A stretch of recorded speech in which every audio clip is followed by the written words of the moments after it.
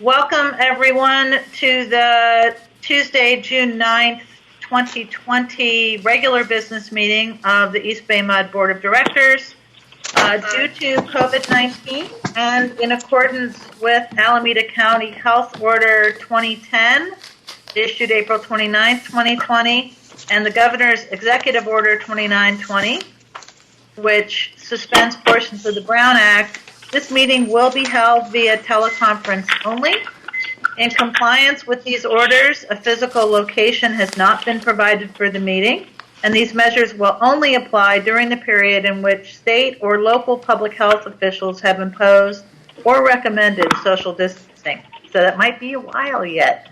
The board met in workshop session this morning at 9:30 to consider or to receive a report on collecting water system fixed costs, charges on property tax bills. Further, all directors, including myself, are participating via teleconference. We're now ready for a roll call, Madam Secretary. Directors Coleman.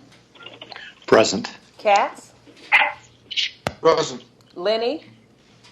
Here. McIntosh. Here. Mellon. Present. Patterson. Present. President Young. I am here. Frank, we can only see the top of your forehead. Okay. All right, let me fix it. All right, we're now going to, everybody please join me in the Pledge of Allegiance. And look for wherever you think the flag would be. I pledge allegiance to the flag of the United States of America, the United States of America, which stands one nation under God, indivisible, with liberty and justice for all. I'm Jason. Marguerite. Better than it was a second ago, but I didn't want to tell you about that. All right. Our next item is a presentation from the Paradise Irrigation District, and we have Kevin Phillips joining us. Alex, if you will introduce, and then we'll turn it over to Mr. Phillips. Yes, thank you, President Young and board members. I'm proud to welcome Kevin Phillips, the General Manager of the Paradise Irrigation District. Kevin and PID wanted to acknowledge the district's role in organizing a coalition of utilities to provide mutual assistance to the town of Paradise in the aftermath of the Camp Fire, with the presentation of a Paradise Irrigation District Board resolution. The Camp Fire of November 2018 was the deadliest and most destructive wildfire in California history, destroying 95% of the structures in the town of Paradise and claiming 85 lives. District staff responded to the emergency in a mutual assistance capacity while the fire was still active and worked with the Emergency Operations Center to support their efforts and accelerate recovery of the town. The water system serving Paradise is owned and managed by the Paradise Irrigation District. After the fire, PID worked nonstop on an unprecedented recovery plan to restore infrastructure and revenue. Contamination of the distribution system was pervasive and remains persistent. Adding to the challenge, PID's revenue following the Camp Fire dropped by 75%. In 2019, PID contacted the district for additional assistance because the district was familiar with the people, infrastructure, and ongoing problems with the local water system. We didn't have to look hard for volunteers for the assignment, and as the first to arrive for mutual assistance in May of 2019, the district helped refine many protocols that were subsequently used by other responding utilities, which the district recruited and organized. This coalition eventually grew to 11 additional utilities. District staff was able to immediately provide field assistance to accelerate recovery. Additionally, the district's effort increased our emergency response experience and developed firsthand knowledge of how to recover infrastructure following a wildfire. All district costs were reimbursed by FEMA. Under the circumstances, we do not have all the responding district employees in the boardroom, but I know Kevin wanted to thank each of them personally during his remarks. So please join me in a round of applause for their efforts, our staff's efforts, before I turn it over to Kevin. Thank you.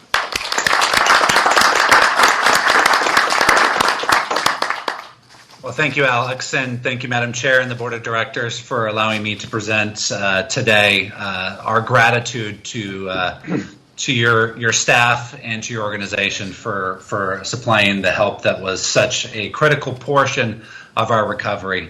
First, I want to thank David Briggs. He was up right after the fire in a capacity at the EOC, and not knowing anything about PID at that time, he volunteered to kind of lead the way for the water side of things in the EOC and to kind of support us through this disaster. He's been a support all the way through, including bringing out the first group of individuals to help us look at the recovery, and then coordinating with you and your staff to bring up the additional help to really start the mutual aid support. So I want to say thanks to David and all his support and his continued support throughout this time. I also want to thank Susan Teefy. She's the water quality manager. She was an integral part of really getting us to understand the intricacies of water quality testing, really kind of putting our testing protocol into a place where it was manageable, it was trustworthy, and there was such great science backing on that. Antonio Martinez for helping us with our distribution staff and getting them up and running. Emery Baker, Mitch Allen, Deborah Skeeton, Joe Bicelli, Adrian Robinson, and Matt Larson all were integral parts, not only for just helping us into the field, but really creating that protocol and really helping us. We had a recovery plan kind of drafted, and after they were here and helped us work through it, it was finalized.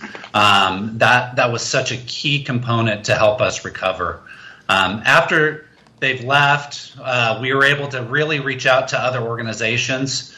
We had protocols in place for when they arrived, how we deployed them, how we trained them when they arrived, and then how we kind of sent them on their way. Was all kind of developed through that first initial visits from your staff.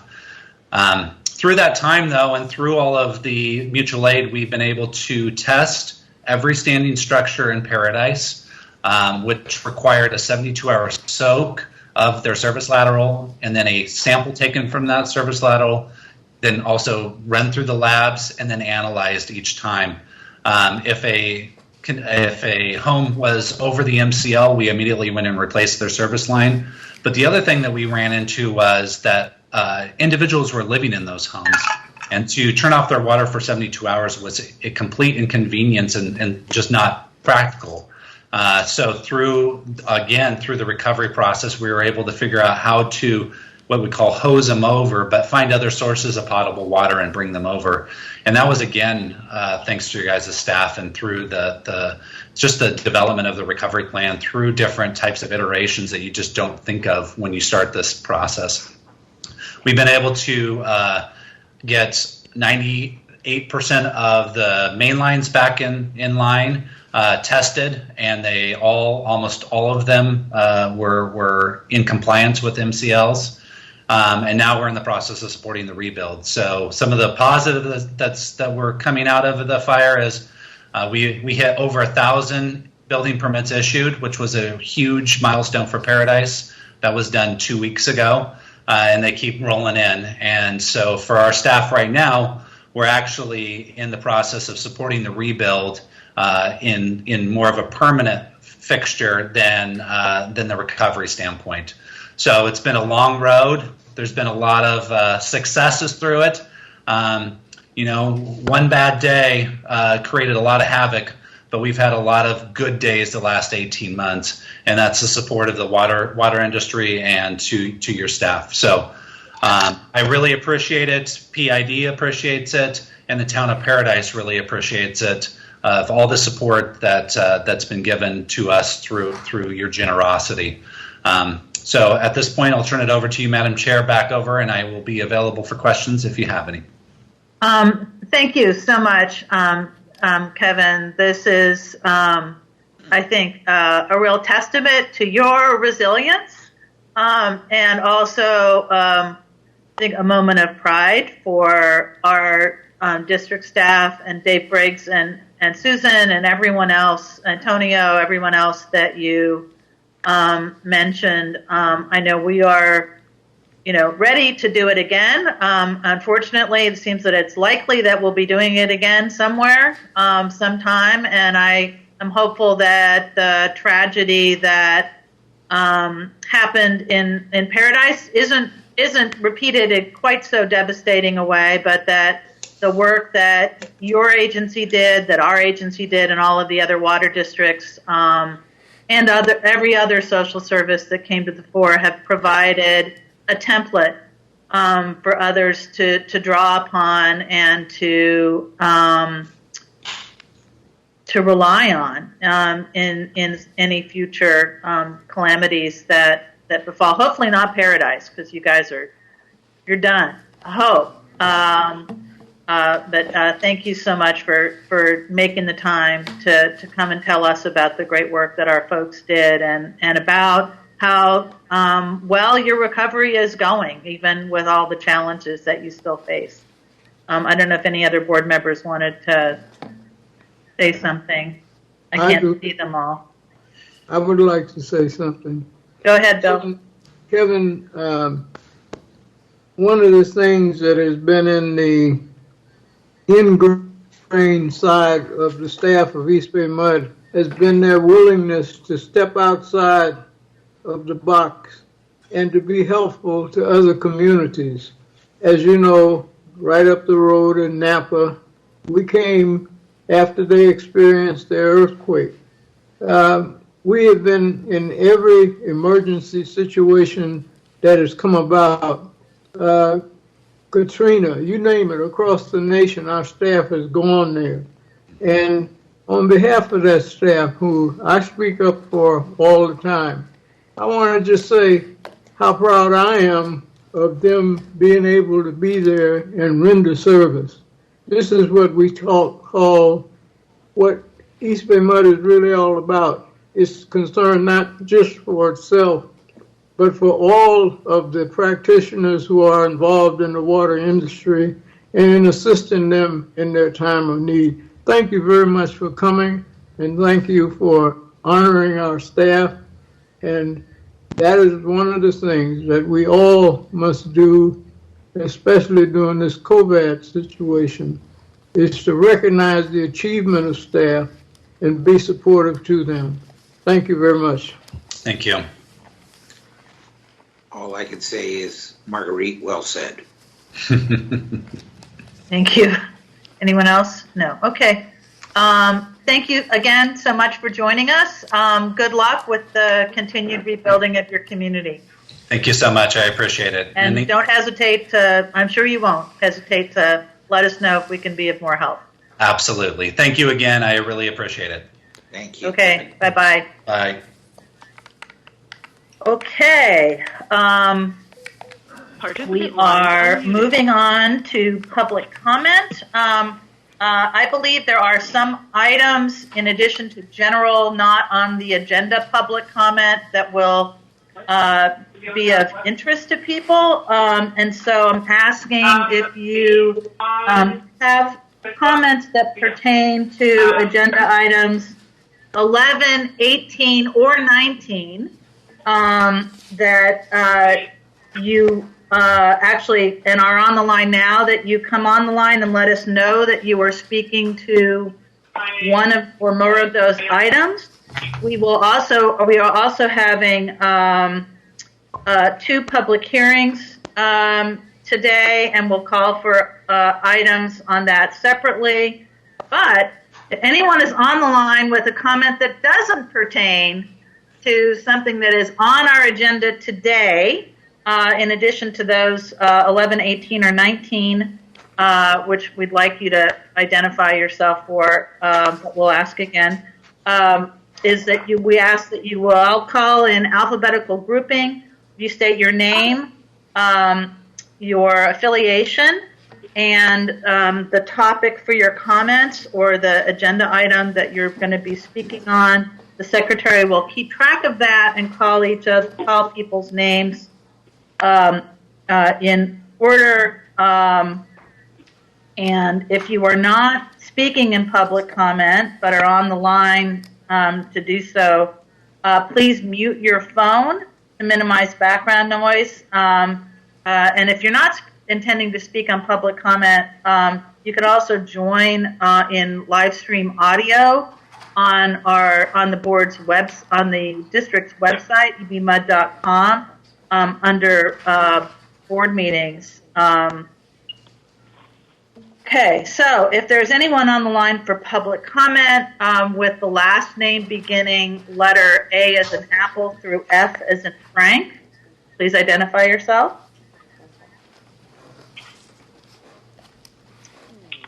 Okay, if there is anyone on the line for public comment with the last name beginning with the letter G as in Gary through L as in Larry.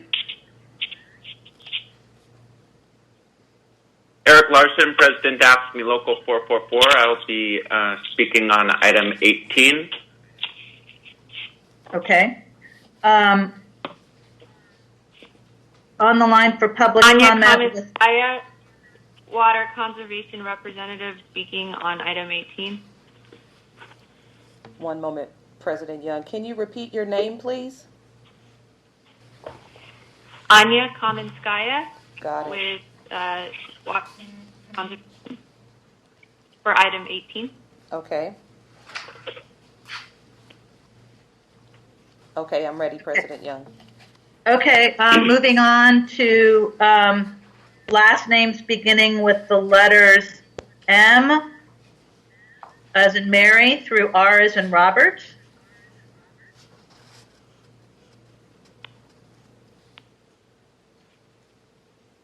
I think I missed my window, but this is Jerry Brown. I want to speak on item 11.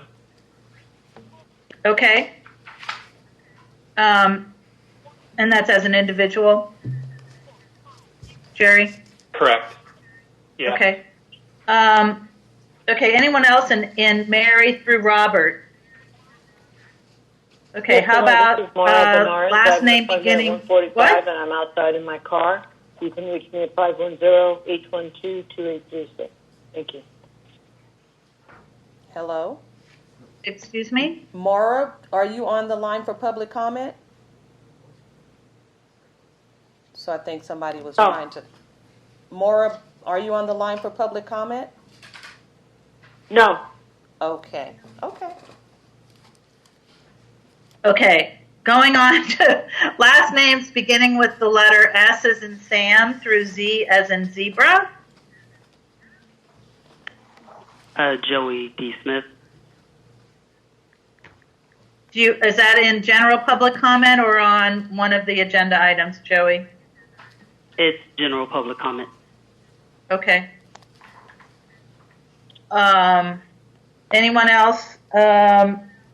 Letters Sam through zebra.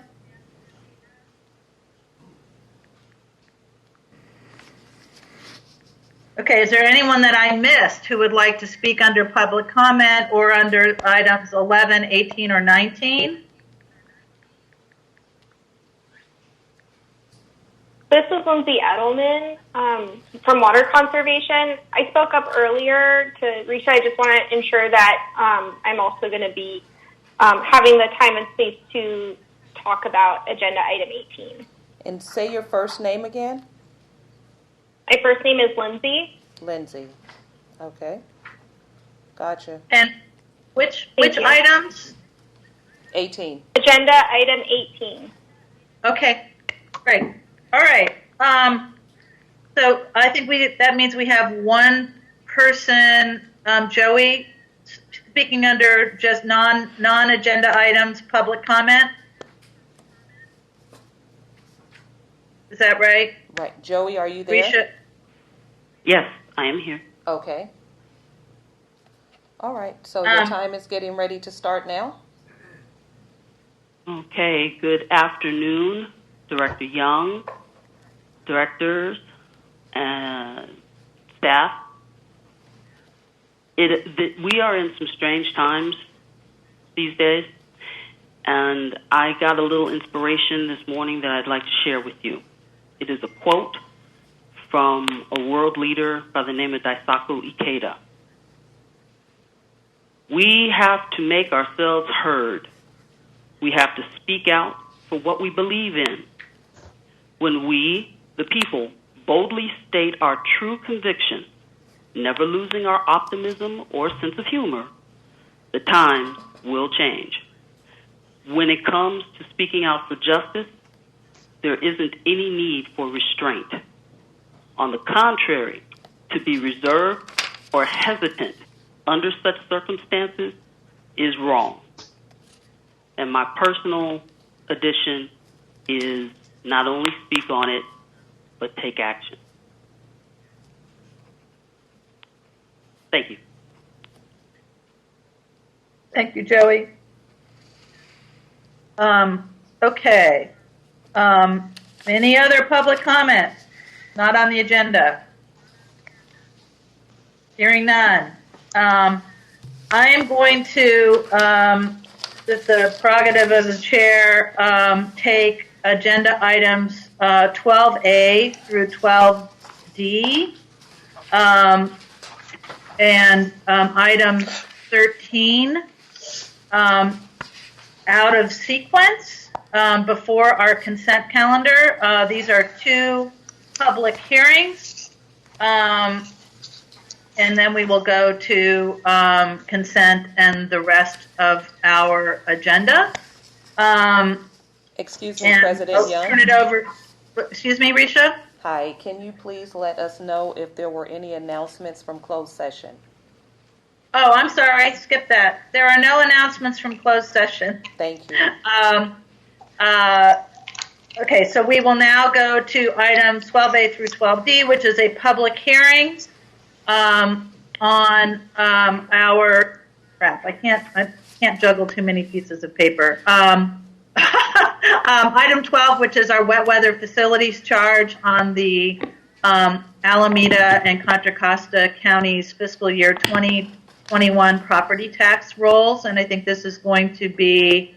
So we are now on agenda item 12, and we'll be conducting a public hearing to consider objections and protests to East Bay MUD's written report describing each parcel of real property subject to the wet weather facilities charge to be collected on the 2021 property tax rolls for East Bay MUD's fiscal year 2021 and the amount of the wet weather facilities charge to be imposed on each parcel.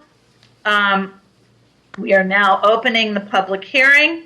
If you are participating by phone, the hearing is now open.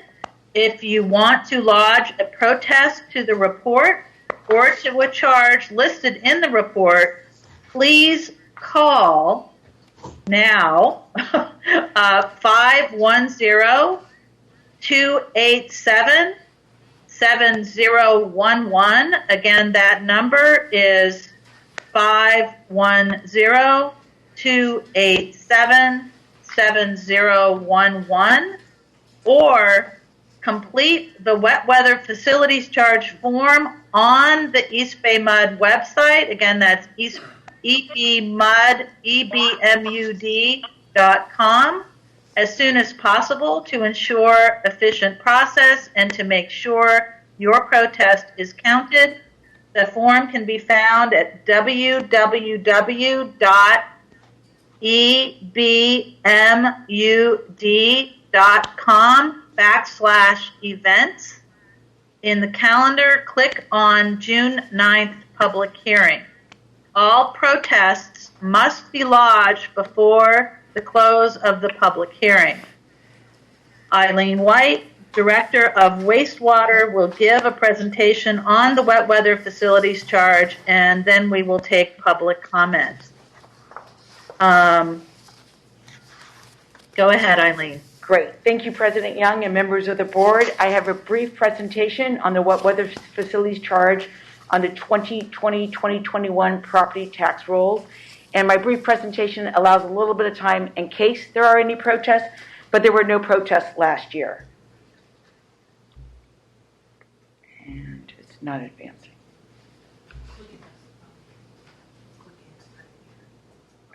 Great. So what happens when it rains? Most people think of grabbing their umbrella and their raincoat when it rains. But what a lot of people don't think about is when it rains, where does some of that rainwater go? Well, the wastewater collection system is composed of 1,600 miles of regional collection pipes that are old, and that aging infrastructure leaks, and the rainwater infiltrates in during big storm events. There's also 1,600 miles of private sewer laterals, and the private sewer laterals are the little pipes that take the waste from the home to the city's wastewater collection system. Over 90% of those we found in the last many years leak. So when it rains, the wastewater operations gets much more complex because you got the rainwater infiltrating into the regional collection system and the private sewer lateral system and makes its way to our interceptor system and to the main wastewater treatment plant. So on a beautiful sunny day like today, someone flushes their toilet and the waste makes it through the private sewer lateral into the collection system and to the wastewater treatment plant, where it's treated and the effluent is discharged to San Francisco Bay. On a day like today, the average flow to the plant is about 50 million gallons per day. When it rains, the operations gets much more complex, with the rainwater infiltrating into the private sewer laterals, into the collection system, groundwater percolating up. We see flows increase as much as 14 times during storms. We can get up to 700 million gallons per day in the wastewater system. Our capacity at the main wastewater treatment plant for secondary treatment is only 168 million gallons per day. So it makes it much more challenging to treat the wastewater and the stormwater that infiltrates in during times of storm events. So what we do is we rely on our wet weather facilities, and in the far left corner are photos of the 3 wet weather facilities that were built back in the 1990s. In the upper left-hand corner is the Oakport facility. In the middle left is the San Antonio Creek facility, and in the lower left is our Point Isabel wet weather facilities. We bring these wet weather facilities online to manage the flows during these wet weather events so we can still comply with all our regulatory requirements. The lower right-hand corner shows the 11 million gallon storage basin at the main wastewater treatment plant. And for doing our part to prevent the infiltration and inflow, the photo in the upper right shows a picture of our 3rd Street interceptor located here in West Oakland, where we slip-lined over 4,700 feet of that sewer last year and won an ASCE Year of the Award. So we are relying on our interceptor system, our wet weather facilities, our pump stations and pipelines to be able to manage the flows and meet all regulations. So the wet weather facilities charge has been collected since 1987, and it funds our capital expenses for our infiltration and inflow facilities. It's authorized, as Sophia Sakota talked this morning, under the State Health and Safety Code, and it allows us to collect the charges on the property tax rolls. The Health and Safety Code augments the district's powers under the MUD Act. And this represents 28 million, represents 20% of the total revenue for the wastewater department in fiscal year 21. So how the properties are charged is properties with larger lots receive more rain, leading to more infiltration and inflow into the collection system.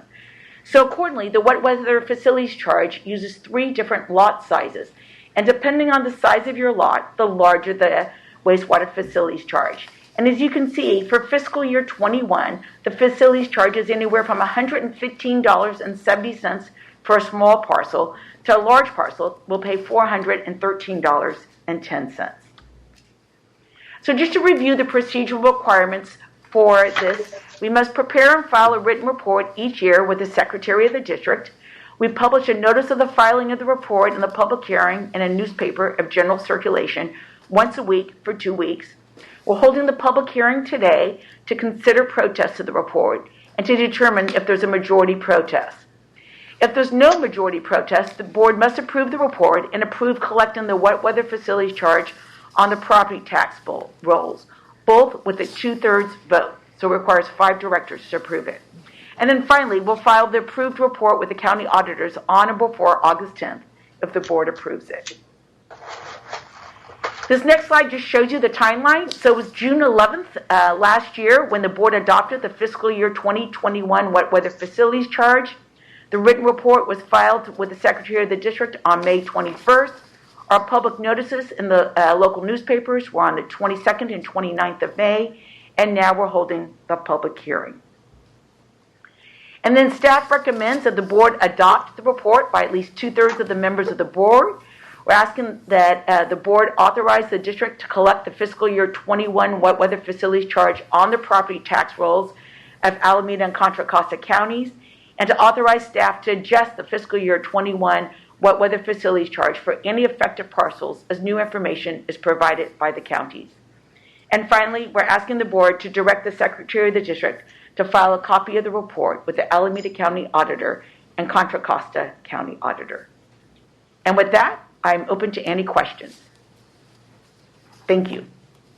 Do any board members have questions? No. Okay. We will now ask if there is anyone who has public comment. I will call your names, or take your name, or the secretary will take your names, and we'll call in an alphabetical grouping as we did previously.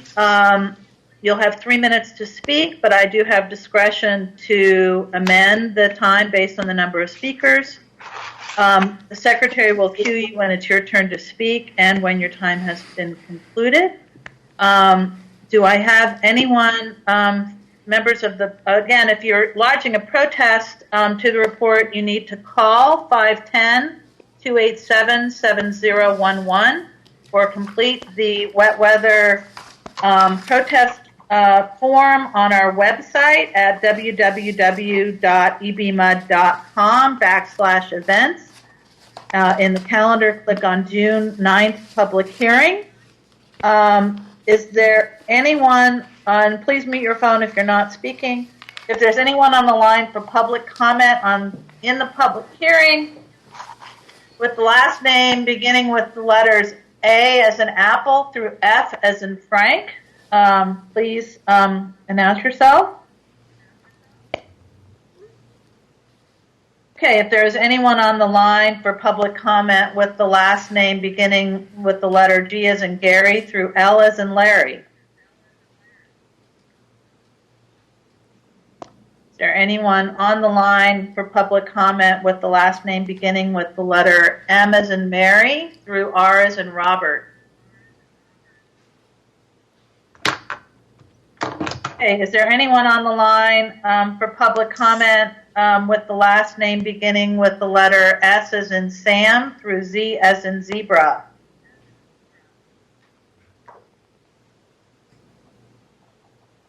Okay, is there anyone who wishes to make public comment who missed their shot when I called their alphabetical grouping? President Young, I just want to let you know that we've been monitoring the phone lines, and no one's called in on the phone lines to lodge a protest.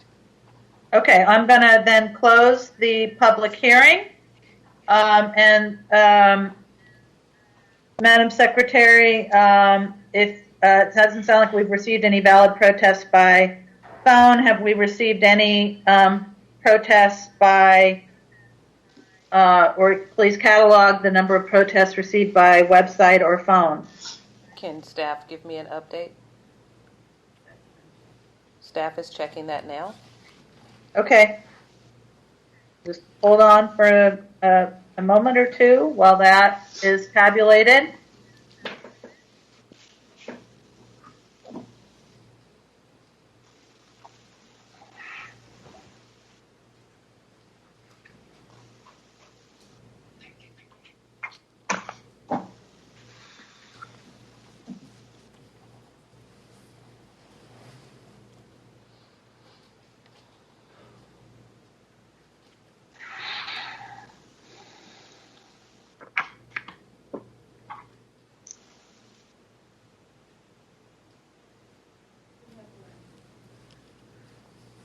We have one protest. Okay, one protest was received. The district has, therefore, we're going to proceed. The district has 174,299 parcels that are subject to the wet weather facility charge and the amounts listed in the report. The Secretary of the district has advised that we've received one valid protest from the record owner of a parcel listed in the report and upon which the wet weather facility charge is proposed to be collected on the property tax rolls. Based on the number of valid protests submitted prior to the close of the public hearing, a majority protest does not exist for the adoption of the report. Accordingly, the report may be adopted by the board and the wet weather facility charge may be collected on the fiscal year 2021 property tax rolls for Alameda and Contra Costa counties for East Bay MUD's fiscal year 2021 upon approval by the board. So that means we are now moving on to agenda items 12A through E. And I think we need to do these separately because of our virtual meeting condition, and we'll be doing roll call votes. First, 12A is to adopt East Bay MUD's written report describing each parcel of real property subject to the wet weather facilities charge by at least 2/3 of the members of the board. I would request a motion on that item. I'll move 12A. This is John. Second. Moved by Director Coleman, seconded by Director Patterson. Are there any comments? Okay, we'll move to a roll call vote. Madam Secretary? Directors Coleman, Yes. Katz, Yes. Lenny, Yes. McIntosh, Yes. Mellon, Yes. Patterson, Yes. President Young. Yes. Okay, item 12B is to authorize the district to collect the motion passes unanimously. Authorize the district to collect the wet weather facilities charge on the fiscal year 2021 property tax rolls for Alameda and Contra Costa counties. I need a Actually, that's 12C. Did we vote on 12B yet? No, we're voting on 12B right now. I need a motion on 12B. I'll move. Moved by Director Patterson. I need a second on 12B. I'll second. This is Doug. By Director Linney. Any discussion? Okay, a roll call vote, Madam Secretary, on item 12B. Directors Coleman, Yes. Katz, Yes. Lenny, Yes. McIntosh, Yes. Mellon, Yes. Patterson, Yes. President Young. Yes. Okay, moving on to item 12C, which is to authorize district staff to adjust the wet weather facilities charge for any affected parcels as new information is provided by the counties. Excuse me, Marguerite. The agenda I have has that as 12D. Yeah, I'm looking at what was. well. Okay. Me also. Risha? I'm looking, hold Yeah, on. President. I'm following my Script. big letter script, but and I only have that's the only thing I have open. President Young, Madam Secretary, could you clarify, please? do you want to clarify? I can Go clarify. ahead. So we had 12A as the public hearing. B was to adopt the report by 2/3. You have the lettering. Yeah, that's what the problem is. It is. And so D is to, we voted 12A was actually a vote on 12B Okay. and going forward. So we just did 12C, which was the collection. 12D is adjustment. So that's the one we're on now. Correct. So I need a motion on 12D. My apologies. A motion on 12D, which is to adjust the charges as new information is provided by the county. So moved. Frank Mellon. I second. Seconded by Director Patterson. Any discussion? All those in favor by roll call, Madam Secretary? Directors Coleman, Yes. Katz, Yes. Lenny, Yes. Yes. Mellon, Yes. Patterson, Yes. President Young. Yes. Okay. 12E, to direct the Secretary of the District to file a copy of this report on or before August 10th with the Alameda County Auditor and the Contra Costa County Auditor. Need a motion and a second. So moved. Moved by Director Patterson, Second, John. seconded by Director Coleman. Any discussion? Okay, all those in favor by roll call, Madam Secretary? Directors Coleman, Yes. Katz, Yes. Lenny, Yes. McIntosh, Yes. Mellon, Yes. Patterson, Yes. President Young. Yes. Okay, all items 12B through E passed unanimously on roll call vote of the board. And now we get a double header. Second public hearing on item 13, which is this for a public hearing and then followed by the adoption of rates, charges, and fees not subject to Prop 218. We are now opening the public hearing on that item. And this is for revisions to the water and wastewater system schedules of rates and charges, the wastewater capacity fee, and other fees not subject to Prop 218, and regulations governing water service for fiscal year 2021. For those participating by phone, the public hearing is now open, and we will receive a brief presentation from staff on the proposed revisions.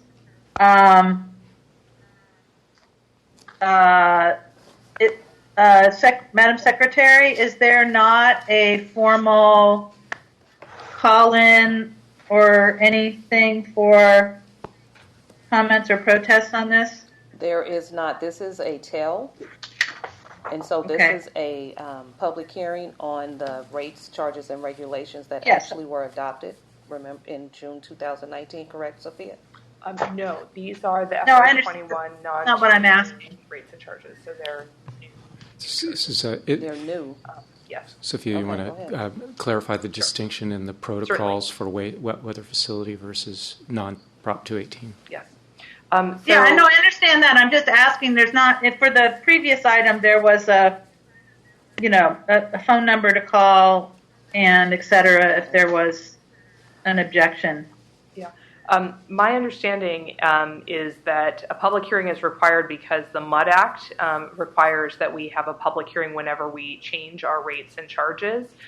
We have already, later we're going to talk about our 218 rates and charges that are separate, but these are our non-218 rates and charges, so there was no protest requirement or anything like that.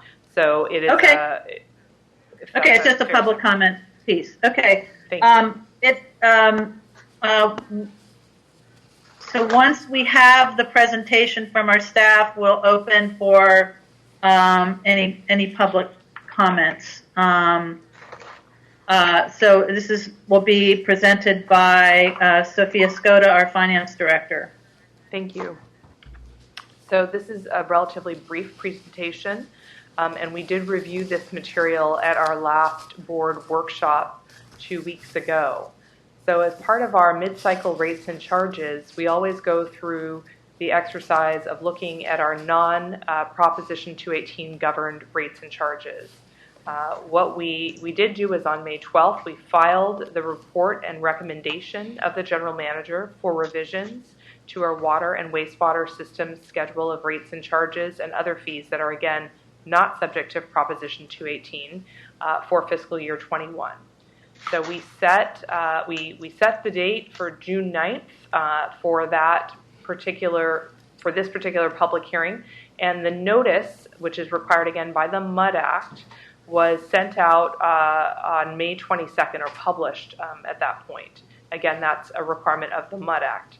Our board workshop was held on May 26th, where we covered updates to our strategic plan, our FY21 mid-cycle budget, and these non-Proposition 218 rates that we are currently covering in this portion of the board meeting in this public hearing. So this portion of the meeting currently is the public hearing and adoption that's scheduled for today. And if these are passed, these, again, non-Prop 218 rates and charges, changes to regulations, et cetera, will take effect on July the 1st. So what are the proposed updates to our rates and charges? One set are a set that essentially simply are updated to reflect our costs. So looking at our annual changes in labor cost, these charges are simply updated. So those include the account establishment charges, charges for special services in Schedule C, our Public Records Act fee schedule, etc. There are some charges that we spoke of in some detail during the workshop, which are our water extension and installation charges. So those are changes to Schedules D, E, F, and G. And those particular charges are in the third year of a 3-year phase-in that brought us up to levels of cost recovery that bring us to a whole state and that are comparable to the charges that we see at other neighboring public agencies for these particular services. At the very bottom of this particular list, you'll see 2 other proposed updates, and those are to Schedules D and Schedule G. So in the case of Schedule D, we're essentially talking about new PSL fees, private sewer lateral fees, for items that we've discussed over the year with respect to homeowners associations. There's also, for those who want a very specific appointment window, a charge for accommodating that particular appointment window, and also fees for compliance agreements. With regards to the wastewater capacity fee, a cost of service was completed last year and a new capacity fee was adopted. And so this year's fee is simply an update for the Engineering News Record Construction Cost Index. You will note that there is no change proposed in this year for our water system capacity charges, which will remain at the same level as they were last year. This is the second year in a row. The reason for not changing these fees is that the district has undergone a cost of service study effectively on the system capacity charges for the water side, and the hearing or the workshop to review those charges was delayed as a result of COVID-19. And so we will revisit and provide all of that information to the board later in the year. So no changes to the system capacity charges. So again, there are some proposed updates to our water service regulations, sections 6, 7, 17, 30, and 31. Sections 6 and 7 are clarifications on the purpose and use of hydrants, and this is in coordination with some of our other local agencies. The adjustment to section 17 for change in use and or size of service allows the district to trigger an SCC change if there is a significant change in use, as we have been able to charge an additional SCC in the past. We have not been able to. I don't think unable. I didn't say that correctly. And then for section 30, we're just clarifying who pays for retrofits for non-potable water service in certain cases. And section 31 updates our water efficiency requirements for our new state requirements. So with that, I have concluded this portion of the rates and charges changes. And again, these are for non-Prop 218 rates and charges.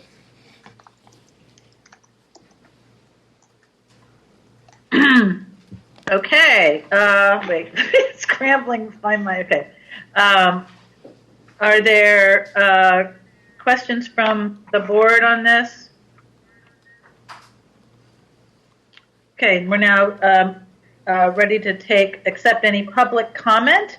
If you are on the line for public comment, as I mentioned earlier, the secretary will take your name and alphabetical grouping. And we ask that you state your name, affiliation, if applicable, your name and affiliation, if applicable. You'll have 3 minutes, but I do have the discretion to amend that time if there are too many speakers. the secretary will provide your name or call you when it's your turn to speak, and let you know also when your time is up. If you're not on the line for public comment on this item, please mute your phone to minimize background noise. If there's anyone for public comment with the last name beginning letter A for Apple through F as in Frank.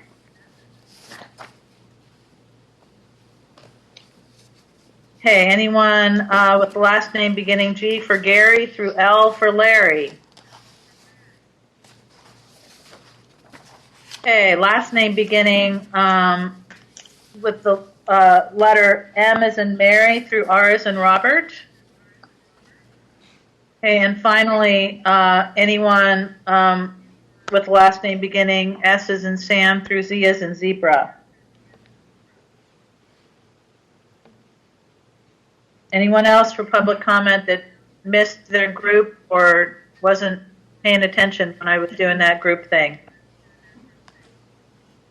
Okay, we will then close the public hearing, and we're on to voting on item 13.2, which is to adopt the water and wastewater system schedule of rates, charges, fees, and the wastewater capacity fee, the real property use application fees, the Public Records Act fees, and all of those other fees that Sophia shared with us that are not subject to Prop 218 and regulations, and as is articulated in your agenda, and regulations for fiscal year 2021 submitted to the board on May 12th, 2020.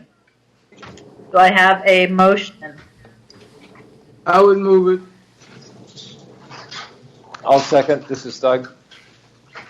Okay. Any further discussion? Yes, Margaret, if I could. I really wish I know that we could separate out some of these items, but we can't because it's a continuation of our resolution from last year. I'm going to be voting no because I believe right now that we're in a recession. We don't know how deep it's going to be, and my concern is how some people are going to be able to afford the water and wastewater, quite frankly. And we're going to be under greater scrutiny from the public in terms of our activities. I support the budget, but I have a real concern with the rates and charges right now, and so I'll be voting no. So just to clarify, John, this is not to adopt this is not about the rate increase. These are the separate charges associated with that are not subject to Prop 218. Okay, I'm sorry. That's item 15. Sorry. I just went ahead. Yeah, no, this is things like what Sophia described. So it's not the 218. I was looking at, I hadn't scanned down far enough to 15. Okay. Okay, any other discussion? Okay, did I have a motion? Yes, have a motion. Have a second. Let's do a roll call. Directors Coleman, Yes. Katz, Yes. Lenny, Yes. McIntosh, Yes. Mellon, Yes. Patterson, Yes. President Young. Yes. Okay, the motion is adopted. We're now going to go back to the consent calendar. Are there any items that board members wish to pull? We have items 1 through 10 on consent. I'll move items 1 through 10. Second. Okay, roll call. So that was a move by Director Coleman and second by Director McIntosh. I believe that's correct. Yes. Okay. Ready for roll call. Directors Coleman, Yes. Katz, Yes. Lenny, Yes. McIntosh, Yes. Mellon, Yes. Patterson, Yes. President Young. Yes. Okay, item 11 would normally be a consent calendar item, but prerogative of the chair, I'm pulling and preempting Frank in pulling item 11, which is to recognize the service of our retiring general manager, Alex Coate. And we have a little pomp and circumstance and recognition, and it's really too bad that the camera doesn't have a closer zoom angle associated so that we could see Alex turning red underneath his mask. Oh, he's leaving. He's actually just leaving the room. We haven't voted yet. There he is. There he is. All right. Taking off the mask and observing physical distancing. So, Alex, I started looking at this resolution last night, and it's like 6 pages long. So I'm not going to even come close to reading it. But it is, recognizing your service in a number of areas and congratulating you on that. What I want to say is that I'm going to start by saying, sort of there is no I in team.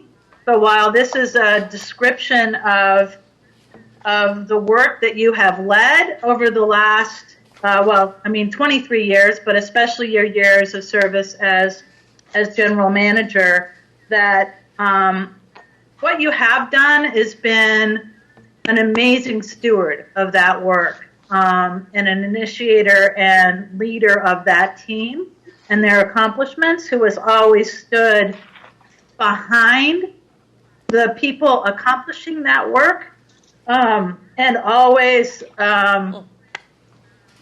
addressed all of the many challenges that I've seen you address during my tenure on the board with grace and thoughtfulness and a willingness to learn and adapt your thinking to reflect the direction that we needed to go in.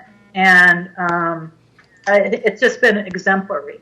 And so I knew I was going to choke up, and I didn't think I would because it was video, but I am anyway. And I know other board members will want to say things, but I want to be the introducer of this resolution and the maker of the motion to really thank you for all of your years of service and wish you nothing but the best in your next phase, which, who knows, could include sitting behind a dais somewhere as an elected member of something that you care about, or with your butt on the seat of a bike in South America, or shouldering a backpack on the John Muir Trail later this summer. So just thank you so much for all of your work. So I'm making... I'll second that motion as the senior member of the board. That is appropriate, John. I was hoping that you would. And I will now open it up for discussion and thoughts from all of our board members before we take the vote. How about I'll start off? I'll let John go first. Start, John. Why don't you start? Maybe we'll go in order of seniority. There you go. Seniority of time on the board. Let's leave it at that. First of all, Alex, I think you've done a phenomenal job. I really, really appreciate your being very even. I don't think I ever saw you get upset. Maybe you did behind the door. But you gave us leadership that we needed through some very difficult periods of time. And I don't think anybody else could have been better suited to do what you did. And I hope that you have a fantastic time in your retirement, whatever you do. Again, thank you so much.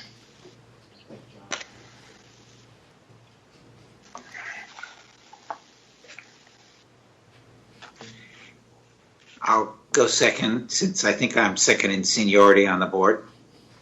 Alex, it's been a real privilege. And I wrote a memo to you figuring what better way to express it than to use EBMUD's memo format. But really and truly, you're going to hear this said again and again. a steady hand, a calm head. Yeah, I've seen you flustered a time or two, but you've always been the consummate professional, and heaven knows, I don't remember Dennis having as many crazy things go on as you did. I mean, it just seemed like you weren't getting a break. Every other month you were having something new coming at you, and yet steady hand and keeping with it. So I want to thank you for your years of service for sure, but I also want to say it is through your steadiness that I think I became a better board member. So I thank you for that. And I will conclude with my common wish for every retiree. May you get more out of the retirement plan than we put in. Next. Does that mean I go next in terms of seniority? I think so.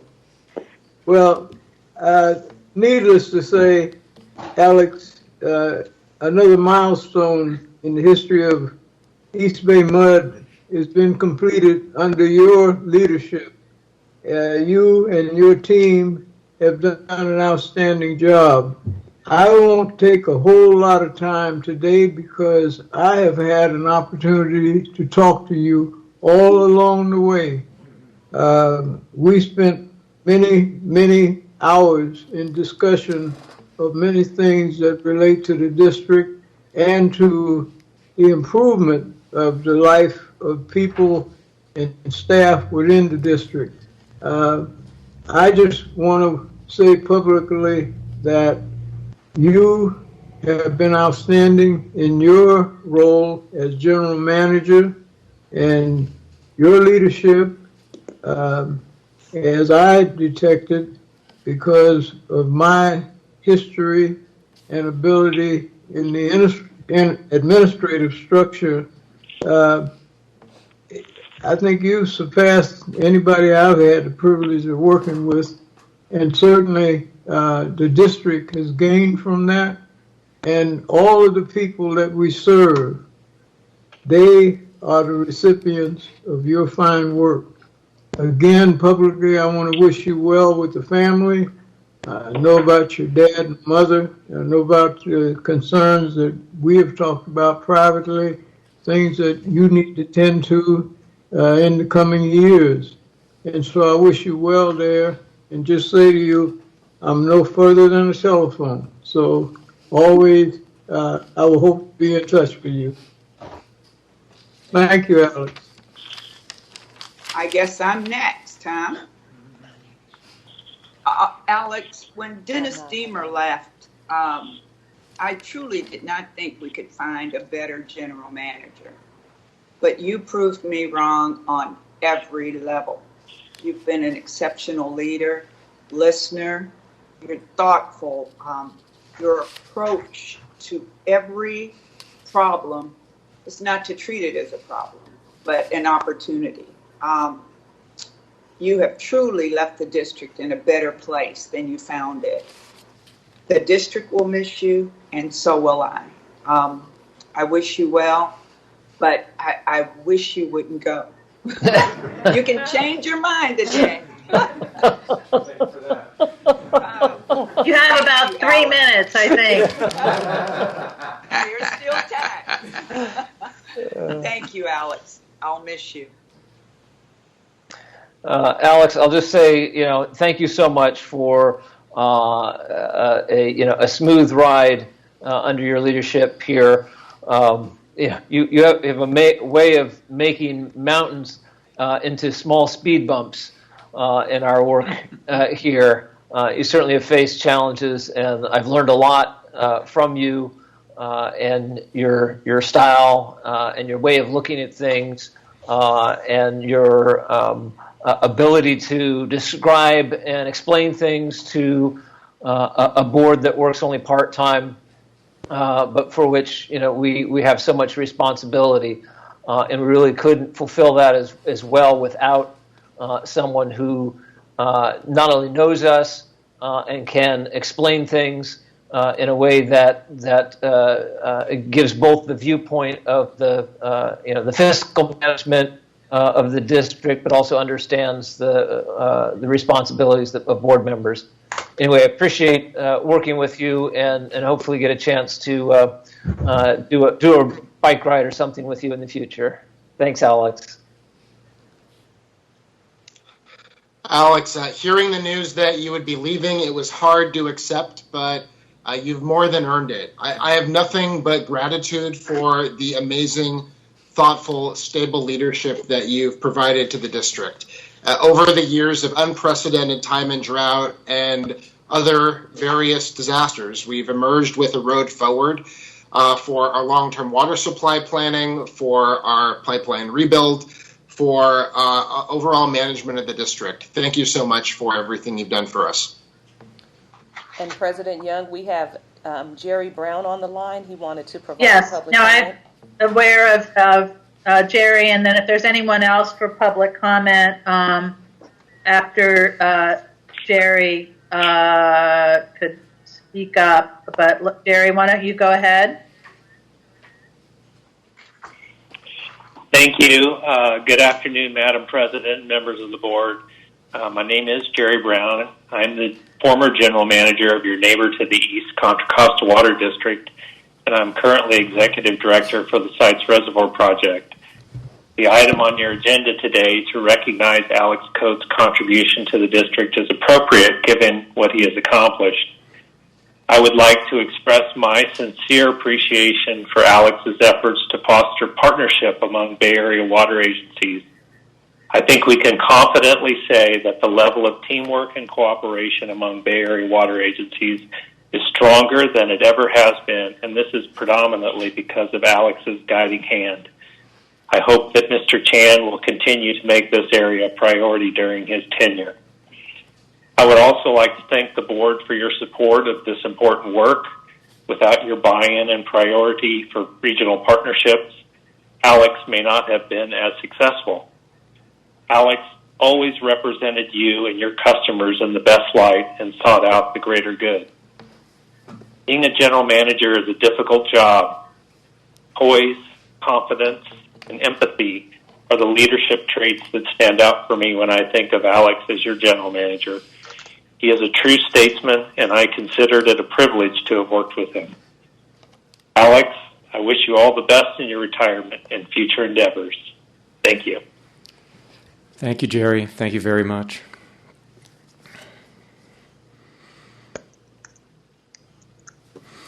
You're on mute. You're on mute. So board willing. You're on mute. Oh, she's still talking. So, Craig, I believe, no, that's not what we're doing. That you got a couple of items here. I don't think there isn't a vote. Is there not a vote on this? No, there is a vote. There is a vote. There is a vote. We have a motion and a second. We need a vote, and then I think Craig has something to show. So, Madam Secretary, could we do the roll on this? Just to be clear, this is a vote on the resolution, or is this a vote on whether to accept his resignation? No, we are. Oh, no, we're not accepting his resignation. I think that train left the station, but it's a vote on the resolution, thanking him for his service. Okay, so roll call vote. Directors Coleman? Yes. Katz? Yes. Lenny? Yes. McIntosh? Yes. Mellon? Enthusiastically, yes. Patterson? Yes. President Young? Absolutely. Okay, so that is the correct. Now we have. There we go. This is our the plaque and the belt buckle, which I think Craig has actual versions of to provide to. Yes, I do. Yes. To Alex. So we have some lovely parting gifts for you, Alex. I do want to just take a moment to say that it's been an honor and privilege to work with you these past 5.5 years, Alex, and I really thank you for your guidance, your leadership, and your friendship. So, Thank you, Craig. Okay, real good. So, all right, here we go. a nice wooden plaque, and your belt buckle. And then, oh wait, we're doing, Janetta or Risha, we're doing the other things later, right? Correct. Okay, never mind. Okay, well, that is the end of the embarrassment for you, Alex, unless you, of course, we'd love for you to say a few words. All right. Well, thank you, President Young. Thank you, board members, very much. Thank you, Craig. Thank you, the senior management team. I took the opportunity yesterday morning to make a video recording of my parting remarks, and so that'll be, I think it is posted, but I'll send an email out later today. So I can be brief now and just say that having had the opportunity to work with the board, with all of you, and to get know you personally, particularly in each of your tenures, those of you that have been president of the board, has been a very, very, very meaningful experience for me. You put your trust in me 10 years ago, a little bit less than 10 years ago, and I tried my best, and it worked somehow, and so I'm just so appreciative that you gave me the chance to have this leadership role. It will likely be one of the highlights of my life, and I look forward to something new and different, and in doing that, having the opportunity to maintain a friendship with each and every one of you. So thank you very much. I hope that all of us, I think, feel the same. There was one other item that I thought was being presented. Is there not a? No. That not? Not that video. No. No. No. I speak in code all the time. That's right. That's right. At the end, but not just wait a minute, I'm confused. I will go back and forth with, no, not that no, not that, Risha. I know which video you're talking about now. No, we're not showing that one. The one that I talked to Kelly about? Correct. We're not showing that today. So when you... We're not? No. Okay. All right. Okay. That sounds like a good thing. better not. Spoiler alert! I should have had to close your ears, but anyway, okay. Moving right along, we now go to determination and discussion, and we have a legislative update first from Marlene. Hi, Marlene. Hi, did you want to do the rest of the consent calendar? We did the consent calendar. Oh, I missed that. Sorry. Good afternoon. Fast. That was fast. That's a very hard act to follow. So I will just keep it deadpan and say good afternoon, President Young. Good afternoon, board members. We have a written legislative report for you today. There are 4 bill positions, recommendations for you to consider. And I know that Leg HR met this morning to discuss them. Is this the time to ask the chair of that committee to?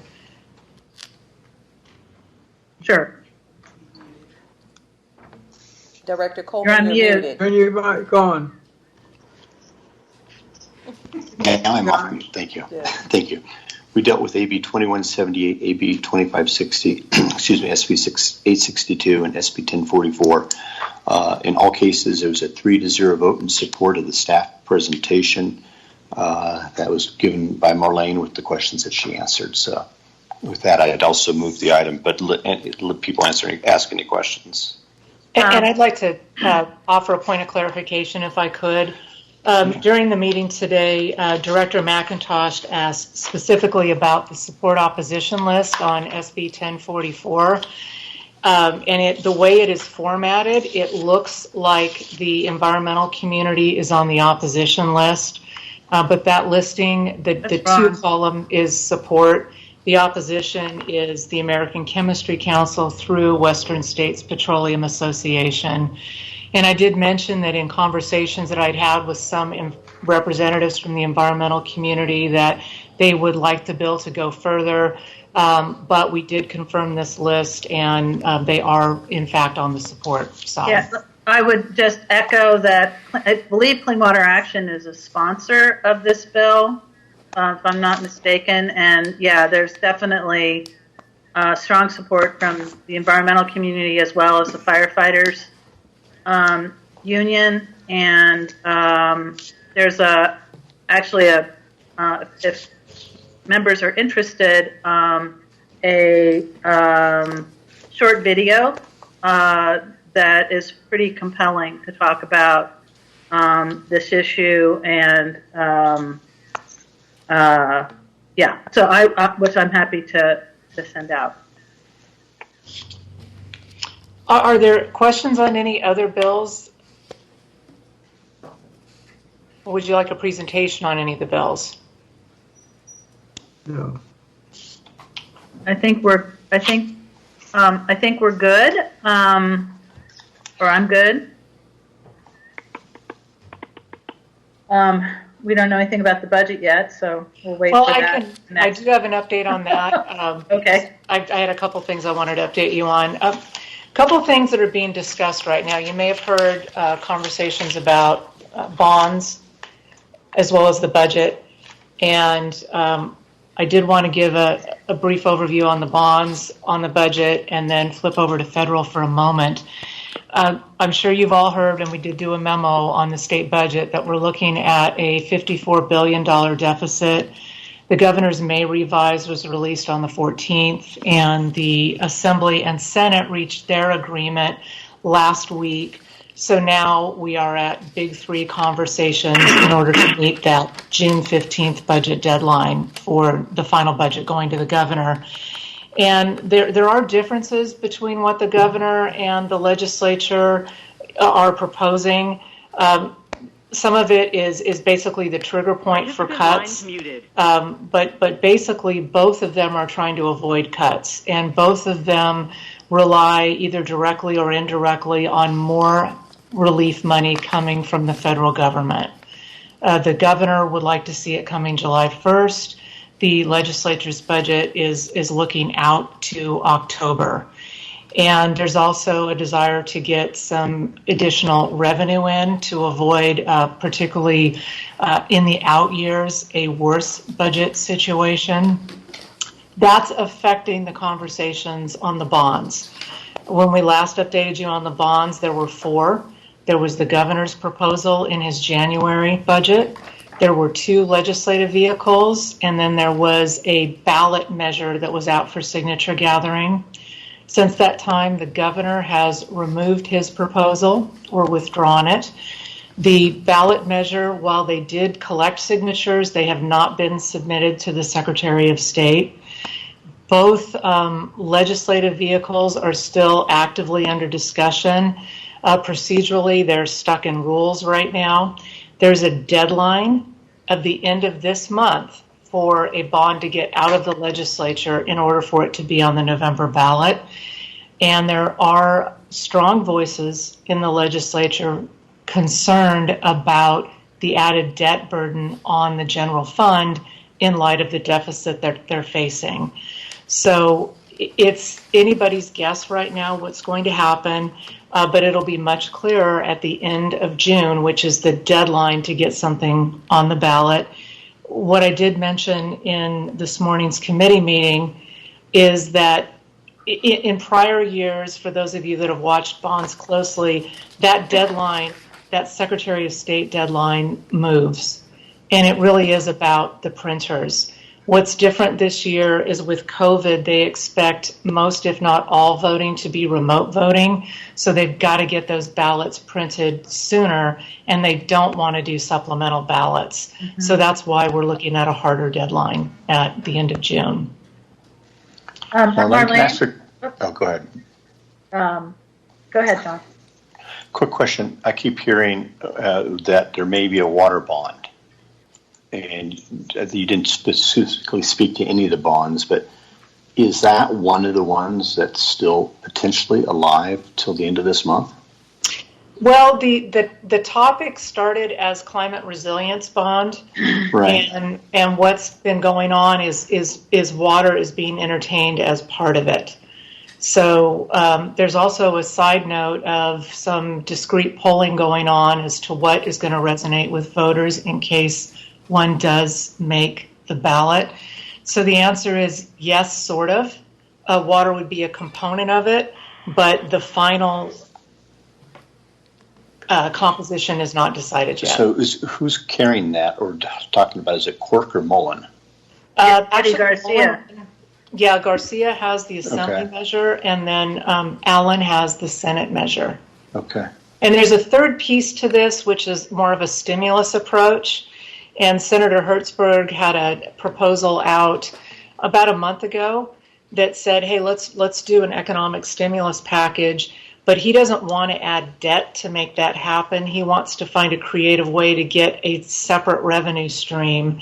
His initial proposal was prepay your taxes for 3 years at a slight discount, and that would fund it.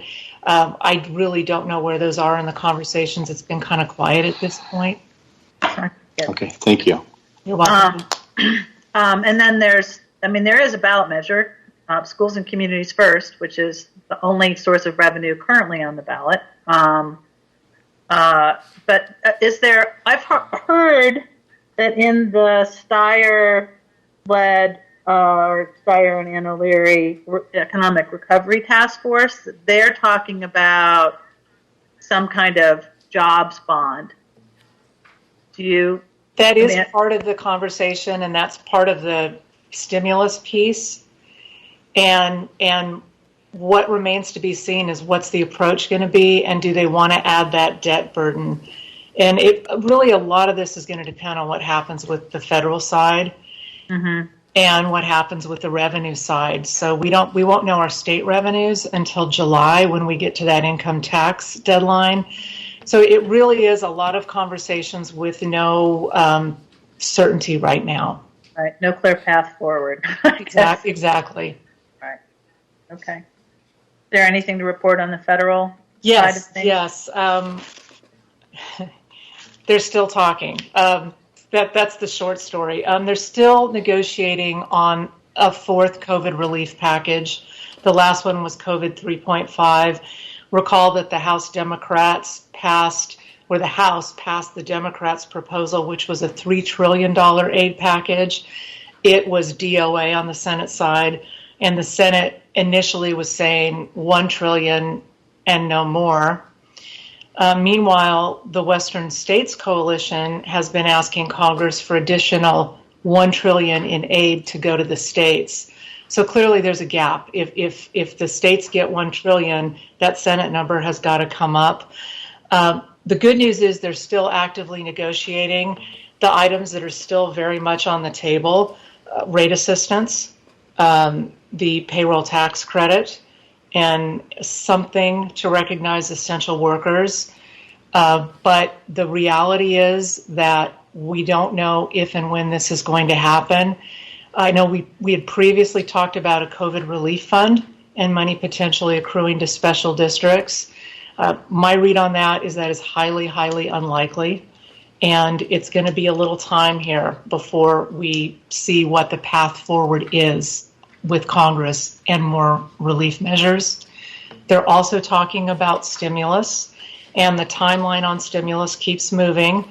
Because it's an election year, it may move into the fall, but they are still very actively talking about stimulus and really basing it, at least on the House side, on the moving forward framework that came out last January, and that does recognize water and wastewater infrastructure in addition to transportation and some other items.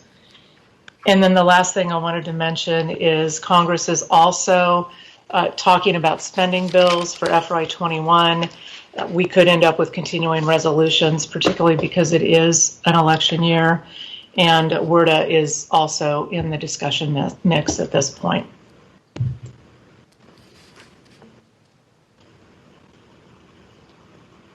You're on mute.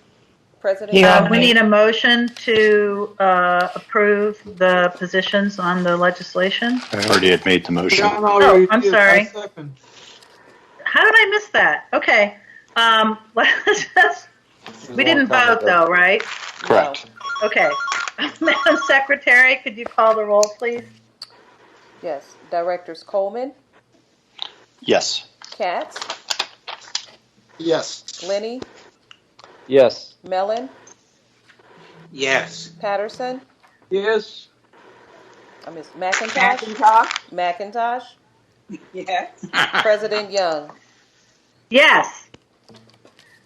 Okay, thank you, Marlene. Thank you very much. Keep up the good work. Enjoy the next week of crazy. Thank you. I'll have news next time. Board members, this meeting is a marathon, not a sprint. We got a few big items left to talk about. So just, you have to turn your camera off and get up and go do whatever you need to do. Go for it, as long as you can still hear what's going on. We are now but don't leave for this one. We are now moving on to the discussion of our wastewater rates and charges subject to Prop 218. Sophia, you have the floor. Does she have 3 minutes?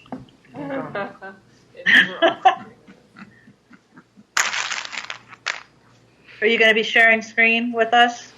Yes, we're working on that.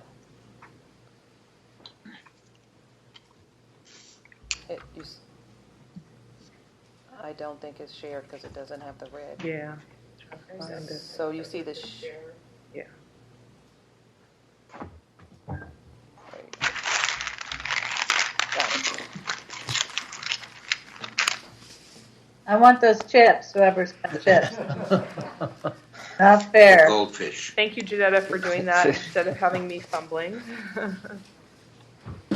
So we're now on item 15, and we started talking about this 2 weeks ago, received feedback from the board, and hopefully have been able to incorporate that feedback such that we'll be able to make a decision today on our rates and charges. Let's see here. This doesn't look right.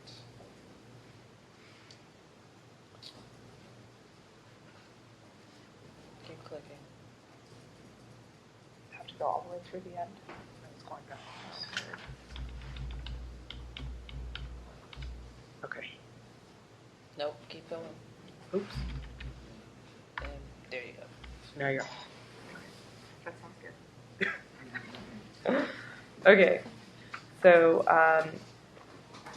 just to start off, normally this is the second year of a 2-year, cycle on our rates and charges. And so our FY21 rates were approved and adopted by the board on June 11th of last year of 2019. So that FY21 approval was compliant both with Proposition 218 and with our MUD Act notice and hearing requirements. So both of those have notice and hearing requirements. Under the MUD Act, we are required to file the GM rate report, and that was filed on the 14th of May of last year. And again, the public hearing was held on the 11th of June of last year. The rate increases that were passed at that time were at 6.25% on water and 4% on wastewater. And those currently would become effective on the 1st of July unless the board takes action to delay or change those rate increases. So again, we talked about this 2 weeks ago, and we're here today to incorporate the feedback that we received from the board. So the COVID-19 pandemic hit us all in a big way in March, and one of the results of the COVID-19 has been a dramatic increase in our nation's unemployment. Unemployment is now higher than it was during the 2008 recession, and some recent numbers, originally people were seeing close to 20%, and there's been a decrease. The thought is that perhaps it's closer to 16% at this point. And so that's going to impact all of our customers as well as the district. So the district hasn't yet seen significant financial impacts in FY20. We do know that not everyone is paying their bill in the same way that they did. And of course, we don't know how much of that is in reaction directly to the unemployment figures and how much is related to the fact that we're not shutting off water, which people need to fight this virus. We also do know that we're starting from a good place, that the efforts that the district has made with the board's support on long-term financial stability have resulted in an FY20 where we will end up with net revenues that are positive. So as we look into FY21, what we see as staff are that the uncertainties of the financial impacts are going to be increasing. We don't know what the reductions in demand are going to be like. We don't know what the reductions in development are going to be like. And we don't know what the impacts are going to be on our revenues. We don't know what the other economic indicators are that are going to be showing us what the level of delinquencies are that we should expect. And we don't know if there will be a resurgence of the virus. And we also know at this point, as Marlene shared with us, that federal assistance is certainly, the hope of it is tenuous. So when we sort of look to the future as staff, as shared last time, we said, okay, we know all of those things are true. We also know that our average rate increase for FY21 is on the order of just under $4 a month, $3.73 per month for the average customer on the water side, and 87 cents per month on the wastewater treatment side. And so the question that we asked ourselves was, if most customers, 80% that still are employed, can pay those increases, and that allows for our continued investment in our system, in our infrastructure, in our national and local economy, then the question becomes, what do we have for those that are impacted by COVID? And so what we do have, as we've shared, are that there are no shutoffs. There's a waiver of all late fees upon request. We are providing payment plans for our customers. We have a CAP program, which is one of the most generous in the state and nation.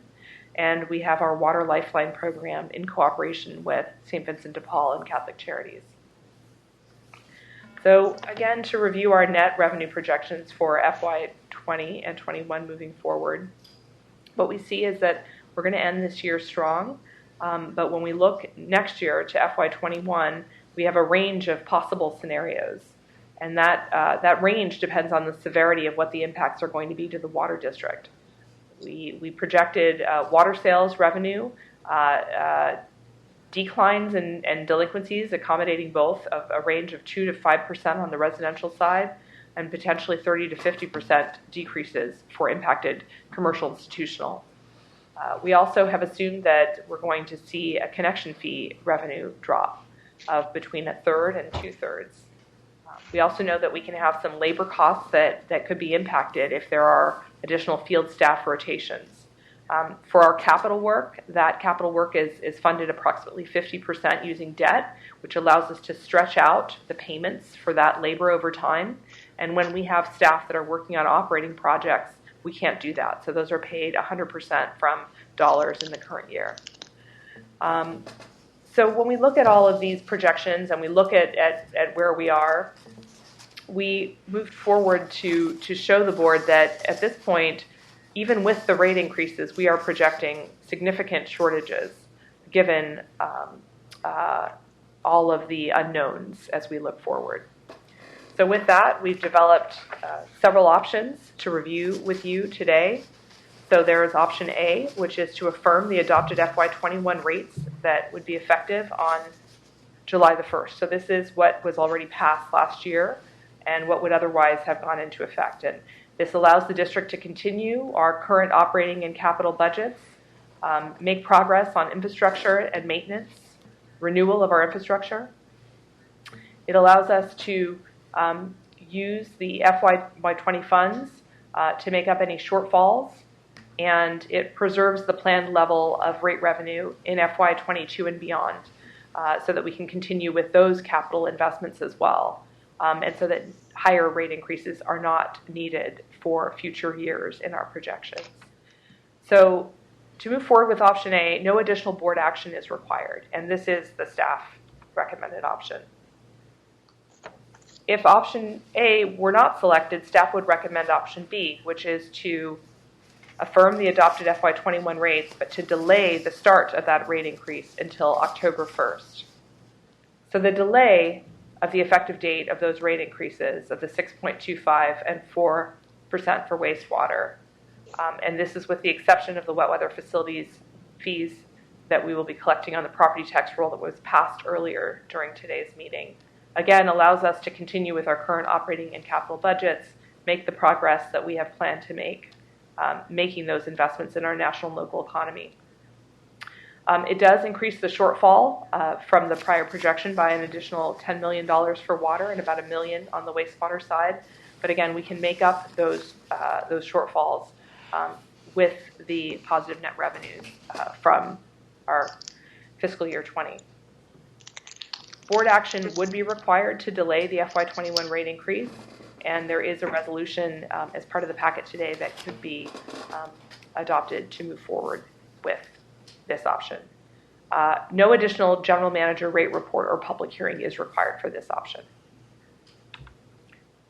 Option C is an option that was proposed during our last meeting together, which is to split the adopted FY21 rates and to have that delay go into effect into 2 increments. So phase 1 increase would go into effect on August the 1st.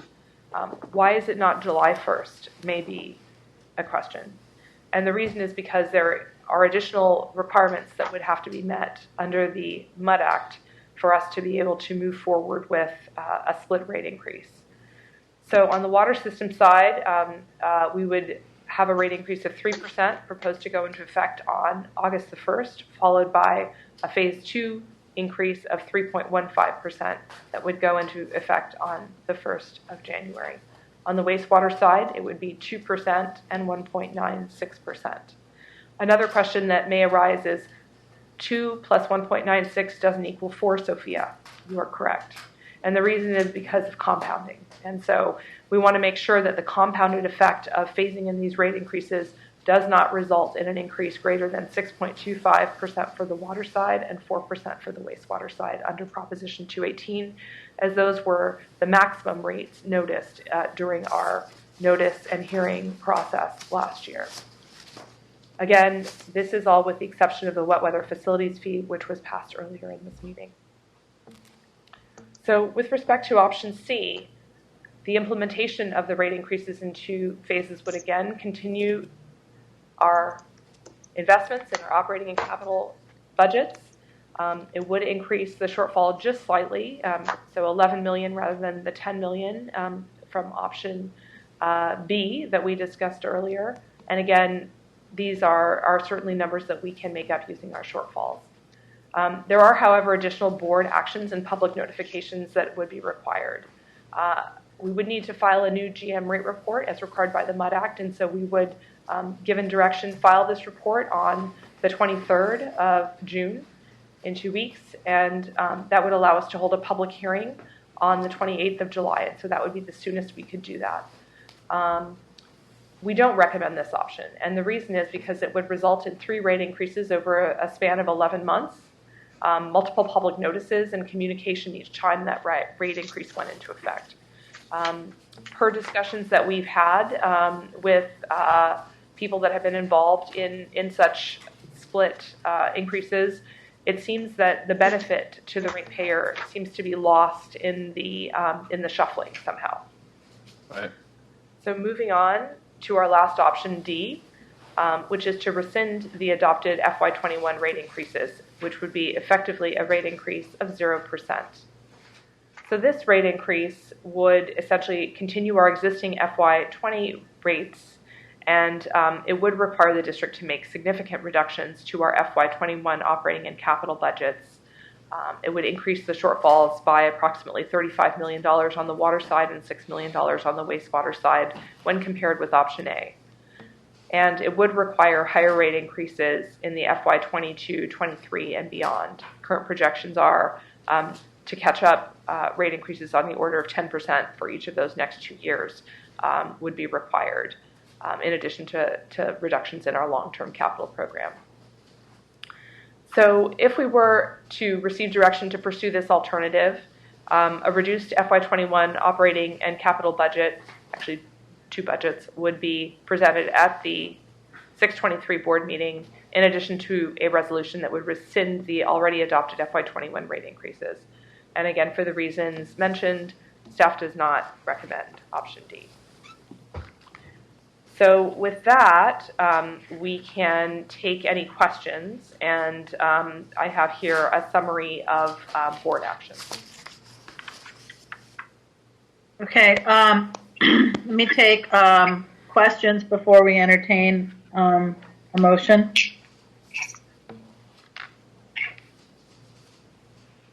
No questions? I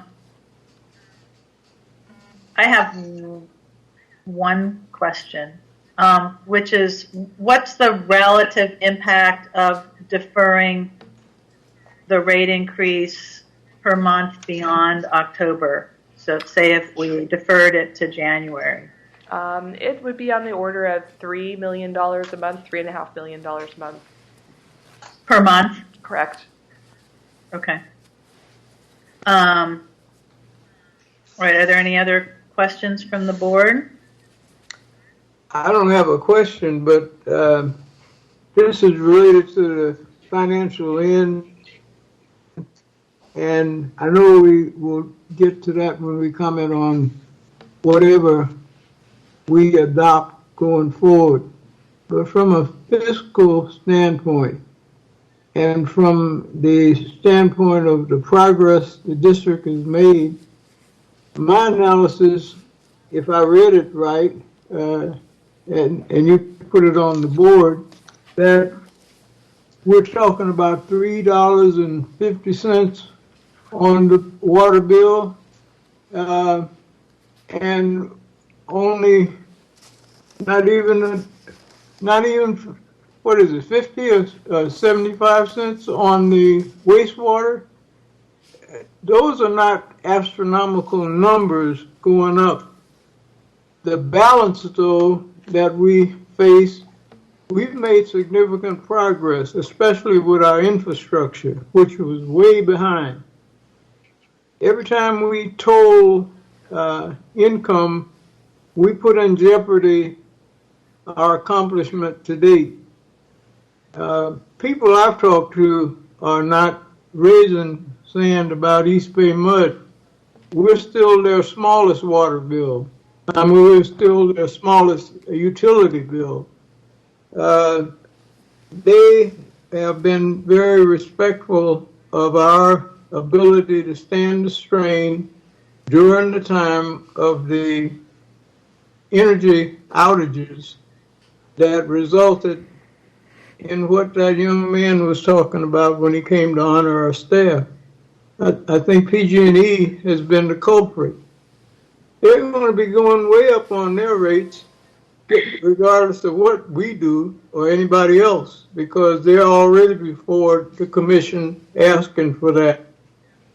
I think to stay in the ball game and to keep us going, the small amount in the water bill that's projected by staff is far less strenuous on people than we may be envisioning from some standpoints on the board. I think the other interesting thing that I want to bring to your attention is that we have had some very negative things happen along the way.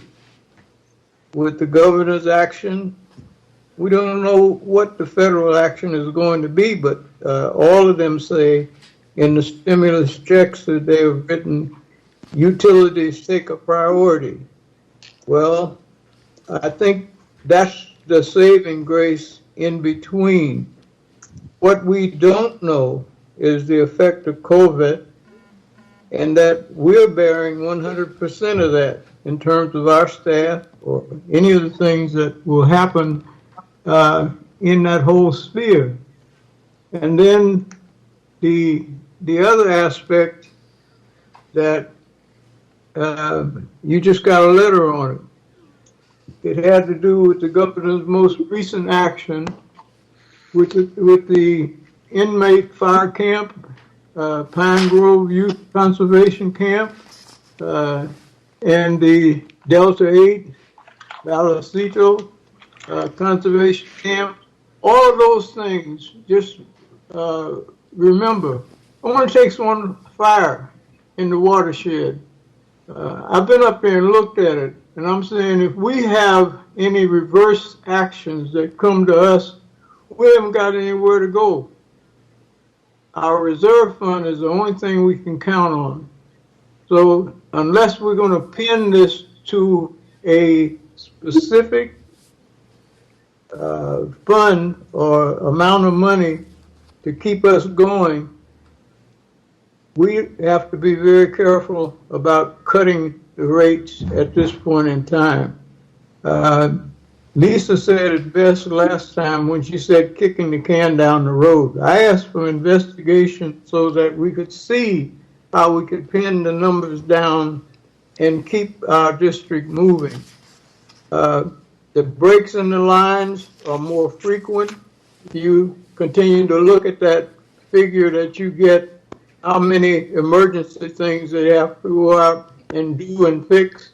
I just want to pass that along to say those should be our principal considerations. Now, holding on to the game, if we start putting things off and new things come in that further put that off, we'll be talking about staff reduction. We'll be talking about more emergency service response, everything that costs more. And in the end, the capital improvement postponed will cost more. That's a given. We've seen that in the past. So I just want to put those before you to say, deeply think about where we are. This district has come a long ways, but it doesn't take much to knock it on its butt. So that's my comment. Thank you, Bill. Doug has his hand up. Yeah, I just, I guess my question is, and I reserve the right to make a statement later because you asked just for questions. So but you can, I mean, I'm fine. We're into statements, okay. I think, at this point, because that was All right. a statement. All right. So it's fine. My question, I know Andy and I and others, I think, said as well about whether we could have more targeted, if you could, to those who need it most, assistance. And we have a very robust assistance program right now, including, requests, a delay for payments upon request. We have the CAP program. We have obviously no shutoffs at this point. I'm just wondering if the staff has given any more thought about anything else we could do. We know people are, having problems now, and I doubt a 6% increase will put them over the top in this case. But there is the perception, and there will be those who will have trouble with the whole bill and not just the 6% part. And I'm just curious if staff has given any additional thought or any other things that we could have as part of a safety net for customers. Our Customer and Community Services Manager, Andrew Lee, is going to say a few words. Good afternoon, board members. We definitely have increased our targeted outreach to the community about our programs. Just recently, we've been coordinating with the both county supervisor's office to get the message out about our program. And we have been, actually since March of this year, we have seen a drastic increase in participation for our programs. As of today, this morning I checked, we have actually exceeded 7,600 active participants in our program. You may recall when we did the CAP workshop back in January, we actually had less than 7,000. So we are investing a lot of staff resources to make sure every application that comes in for the program have been reviewed, in a very expedited way, and we're putting customers on the program as quickly as we can. And at the same time, we are, each call that comes in, we are working with them on payment plans, although we're not seeing an increase in the need for payment plan because of the shutoff has been suspended. But for those who are requesting for one, we are making sure that they do get those assistance. Frank or Doug, did you have? I'm going to reserve comments for a little bit later. Okay. Frank? What they say. I appreciate our need for the funds, and I call to mind that when you look at numbers and percentages, $3, which is more, $3.73 or 6.25%. And when you try to explain to people that that's what 6.25% equals, they don't hear that. What they hear is they're not getting a cost of living increase. They're unemployed, and they're strapped against the wall. I know that why we're at the 6.25%. I voted for that last year. I think I was the guy that proposed changing the percentages the way we did. But I'm deeply concerned about how we as an organization will be seen. And people aren't going to hear $3.73. They're going to hear 6.25%. I know I proposed the concept of splitting, and I've looked at the impact that's associated with that. I think we would be better served indeed to do a split, but I do believe that we can't do the increase on July 1st. That if we do that, we will be subject to a great deal of scrutiny. I think we'll be subject to a great deal of people being very upset with us, and we'll get massacred in the press. If we do nothing else, we should at minimum do a deferral to the October 1st as offered as, I believe, Plan B. And I don't come about this easily, but I come about it thoughtfully as to all of us, and when I say all of us, not just those of us sitting in the chairs at the front of the room. I'm talking about our staff, what they're going to encounter, and I'm talking about the image of the organization. It takes, a lifetime to build up a reputation. It takes a minute to destroy it.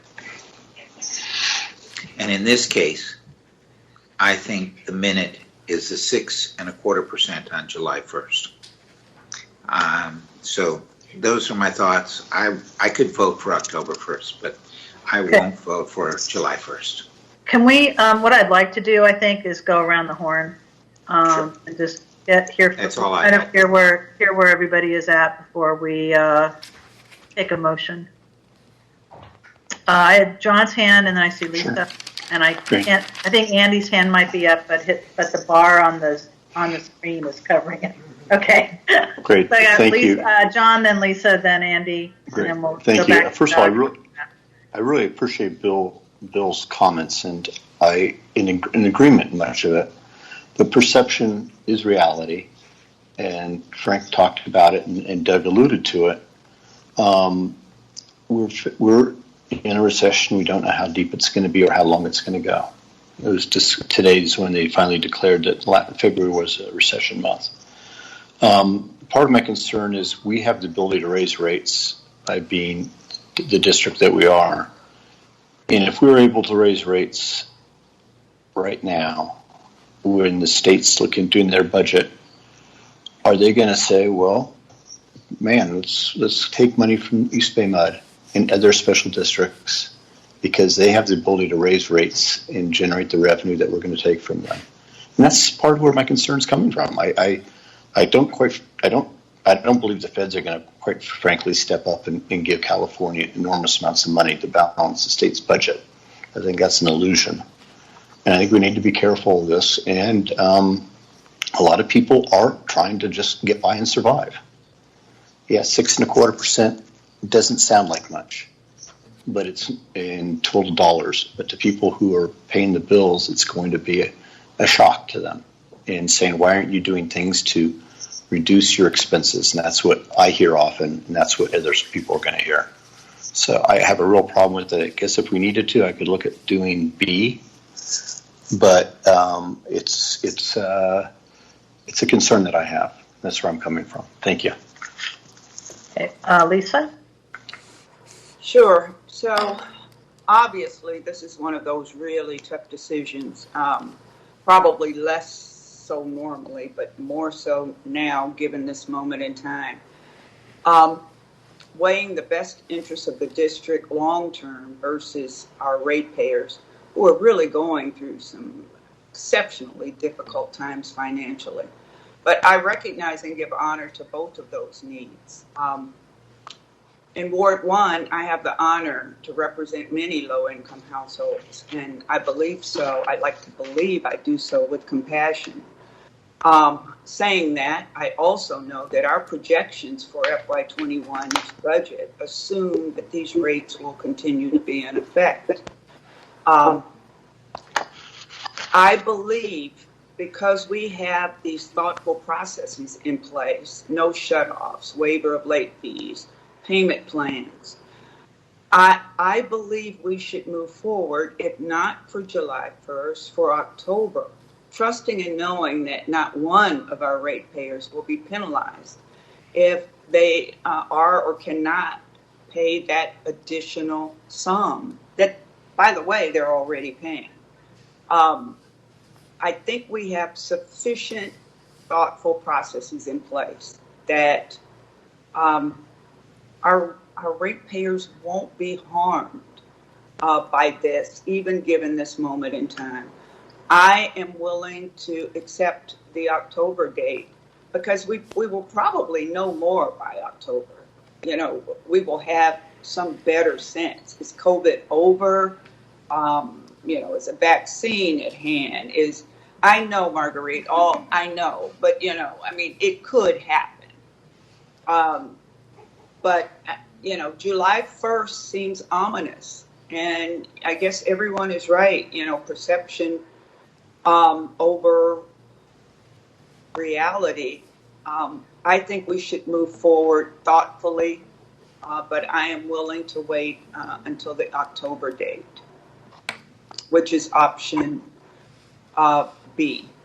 And that is trusting and knowing that our ratepayers won't be harmed by this in the short term or the long term. Okay, Andy, I think you were next. Thank you. I'm with Lisa primarily on the option of option A, moving forward with the rate increases as we've previously decided and as we've budgeted. I recognize from the statements made by other board members that we have tough times going on right now, and but I also recognize that this affects people in different ways. We have some individuals who are able to pay their bill, would be able to pay the rate increase, and we have others who were struggling before and will continue to be struggling. And what I would like to see is a way to reflect the best ways to be able to accommodate people who are struggling to pay their bills by deferring payment, allowing the maximum flexibility that we could ever accommodate. And that may mean going beyond the one-year repayment plan that we've structured in the past, expecting that it would apply to more customers than it has in the past, having a period of presumed suspension of late fees without even having it apply, if that's technically feasible. We need to look at all of those things and do them, and express amongst ourselves a commitment to doing those things, because I think from the data that our customer service director has presented to us, the supermajority, 90% plus of customers are paying their bill, appear to be able to pay their bill. But we will have a small number that is very much unable to pay their bill. I think we can weather that storm through those kinds of accommodation measures. But I don't see how we can weather through the kinds of budget cuts that the other options present to us. It seems like those budget cuts really hit us hard at a time that we're not really prepared to take those cuts, because they mean deferring very important infrastructure upgrades. It means slowing down, keeping our pipelines in a state of good repair. I don't see how we can get through that without really hurting our promise to our customers effectively. So that's where I am right now. I'd like to see us just proceed. Obviously, the fallback, if it's just one or two board members with this position, is if I have to accept October 1st, I would have to go along with that, but I don't think it's responsible.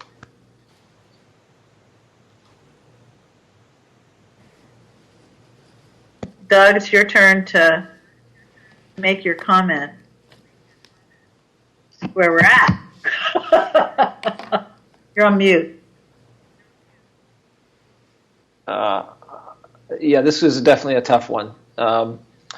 I would prefer the 3 and 3, but clearly I didn't want. I wasn't thinking of either the additional work that would be needed with all the notices and things. It only, in my mind, makes any sense if that. And then obviously the fact that we're doing basically three rate increases. I think, I'm not even sure they see the 6%. I think they just see rate increase as rate increase.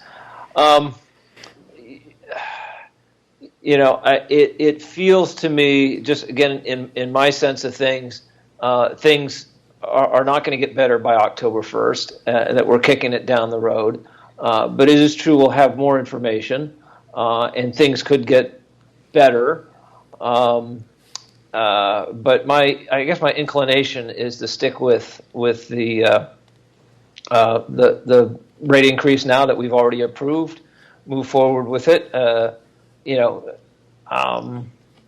That just feels like the more obvious choice, but I would also support, if we don't have the votes for that, to go to the fall.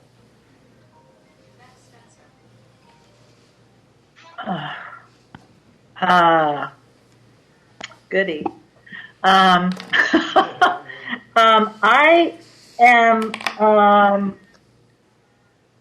agree that the work that we have to do is important and critical. I agree that things are uncertain right now and likely, at least for the economy, to be maybe a little bit better, but likely to be in a prolonged recession. I think we are probably 50-50 on whether we're headed into a multi-year drought. And I am concerned about, I agree, $3 is not going to make a difference for people that are struggling now, but 6% seems like a big increase. And we know that that's only really, because of the way our bill is constructed, it's really only a 6% increase on a part of our bill, not on, the big charges that if you're in SD1, et cetera. So I guess where I'm at but I don't see a huge penalty in pushing, implementing the October 1st, and not doing something right now. I think it's manageable. We don't need to change our budget. We take care of it by reserves. I think we know that hiring and recruiting is difficult right now, so we probably save some money on positions that are not filled when they're budgeted to be filled. Maybe building will be better than we think, and again, uncertainty. So where I'm at is I would favor option B, 15B, putting it in place in October, and willing, however, to vote for a 6% increase now. That said, as president on this, I would like to have as close to a unanimous vote as possible. And I think there's I think there's a slim majority for both directions. Frank, do you want to have a go at a motion based on all of that? Marguerite, sorry, Bill.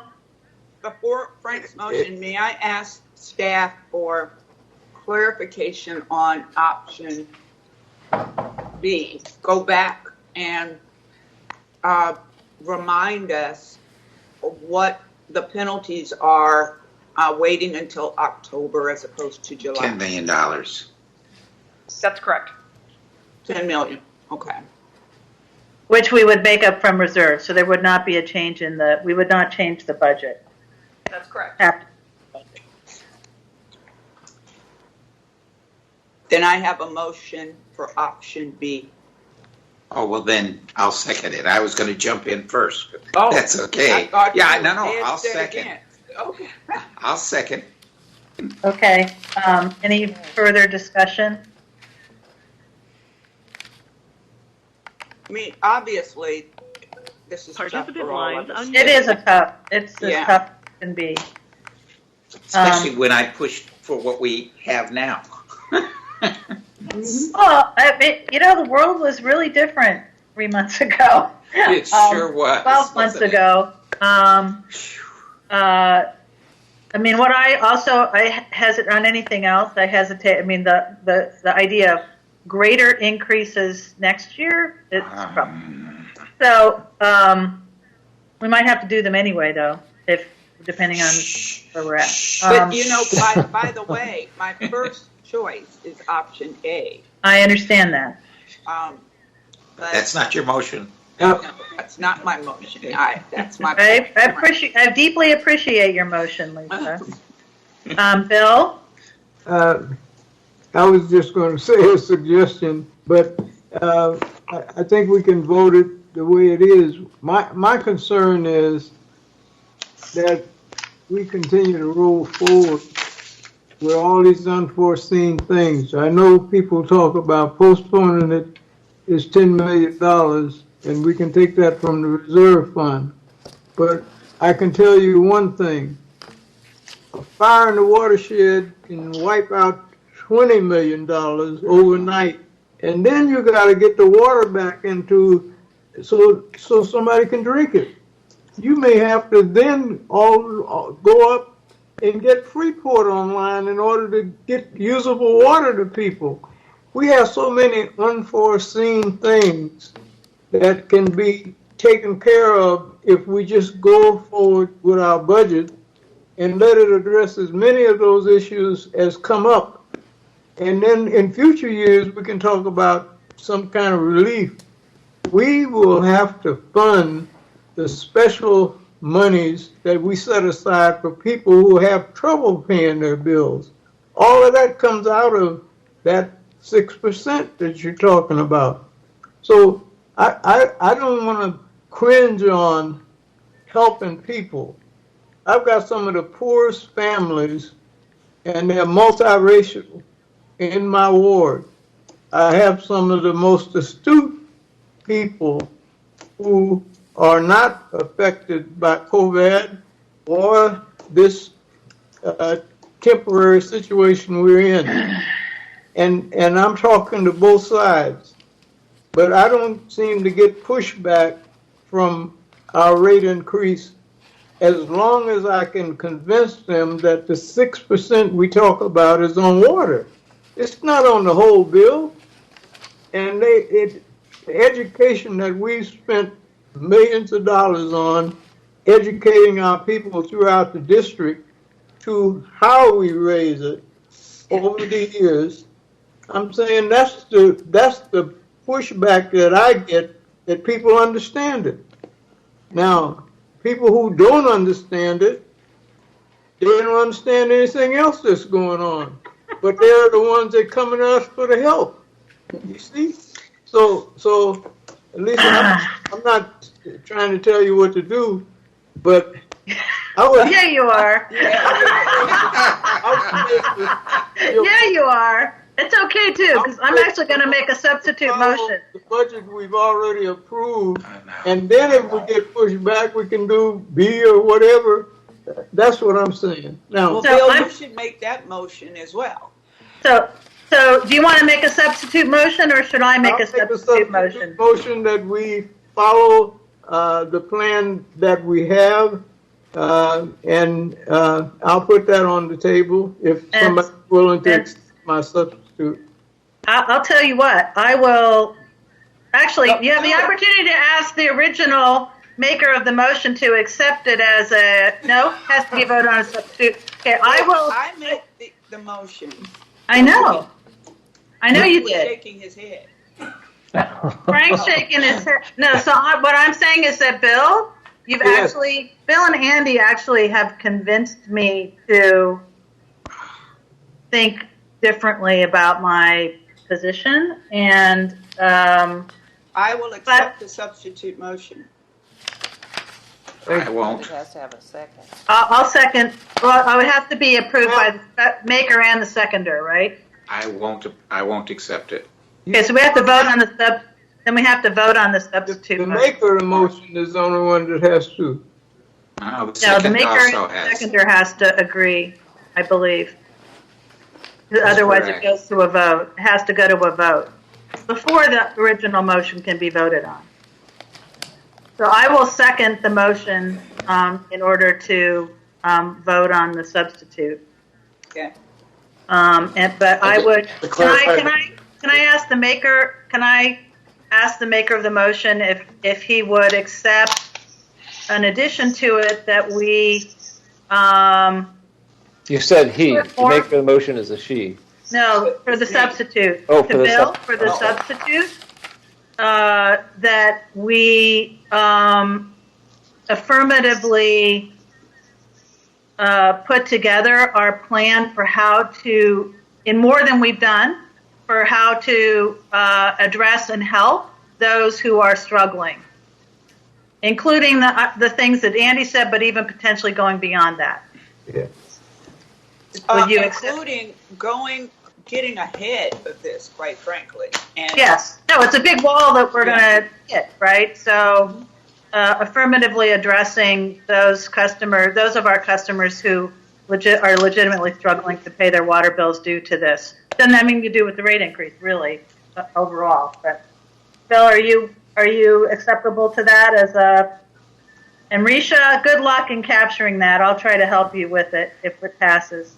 I'm going to repeat. So, and Director Katz has his hand up. Well, Bill, do you accept that motion? That change, that addition? Okay, then I'll second it with that addition. And Risha, you want to read it back? Right. Yes.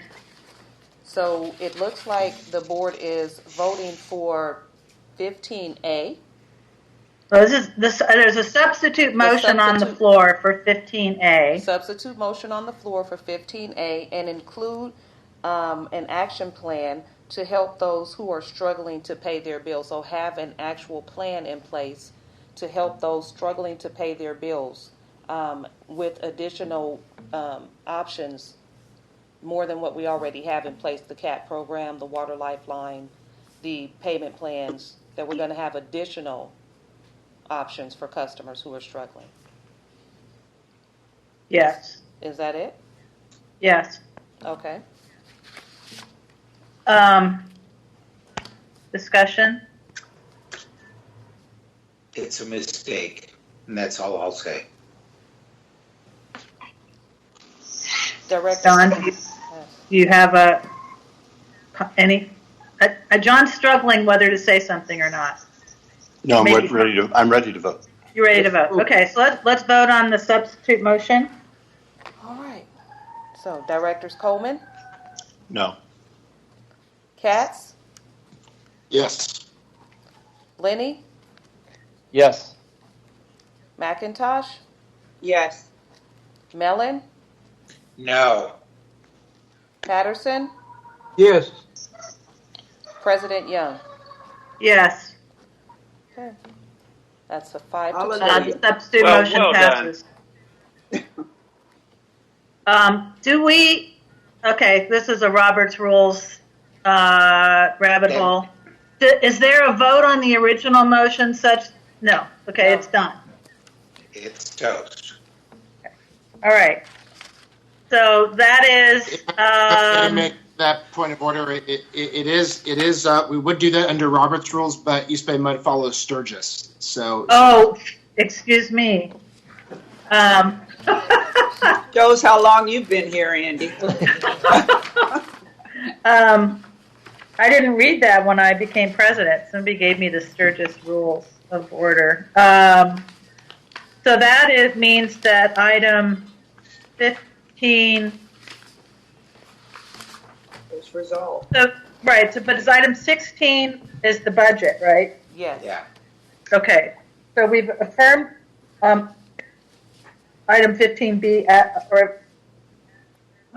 option 15B as amended by a 5-2 vote, and now we are on to item 16, which is to consider and approve the budget for the fiscal year 2021 Hold and on. the capital budget. Hold on. I need to clarify the record because the original motion was to vote on Director McIntosh and Director Mellon was 15B, and the board just voted on 15A. For I'm sorry. I misspoke. I meant 15A. I'm sorry. Okay. All right. 15A. Okay. Now we're on to item 16. Okay, which Lisa moved, and is somebody seconding? I second. Okay, moved and seconded. Moved by Director McIntosh, seconded by Director Patterson. Is there any? Oh, I forgot to ask for public comments on the item. Is there anybody on the line that has public comment on item 16? This is exhausting. Let me just say.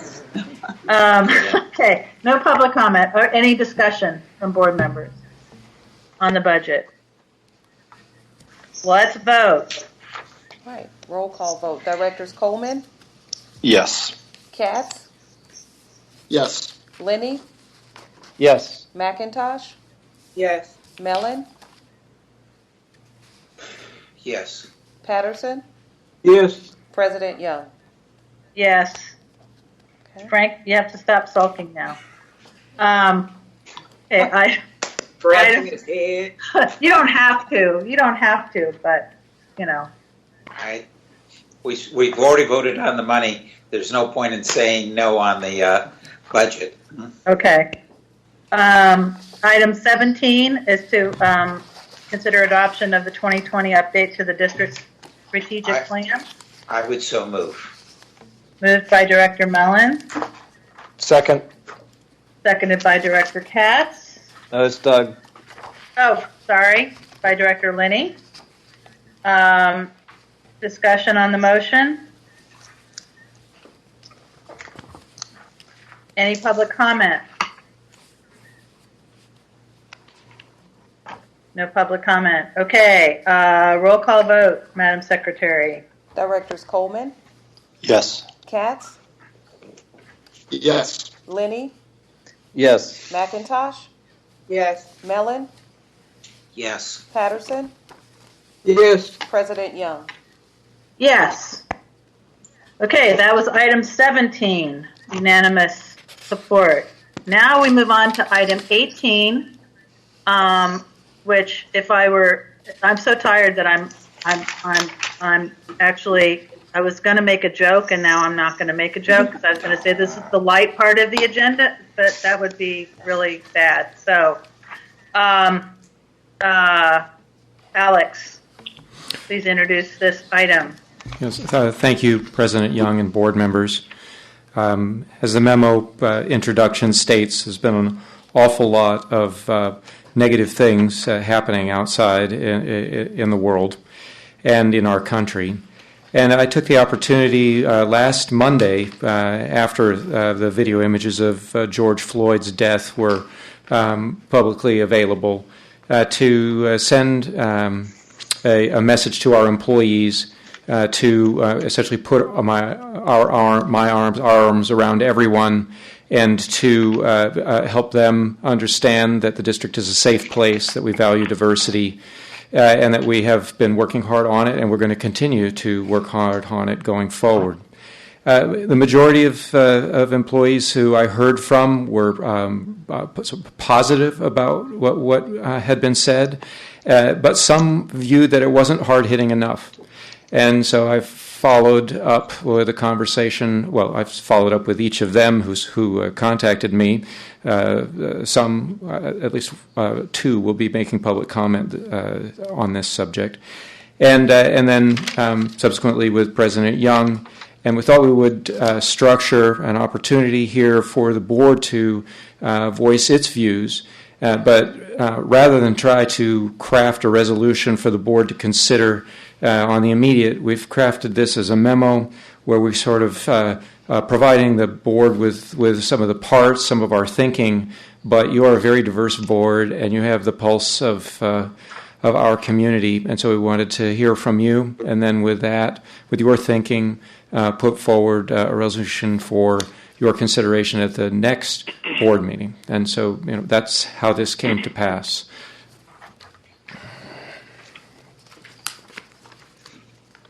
I asked Alex to put this on the agenda because I think we cannot not act.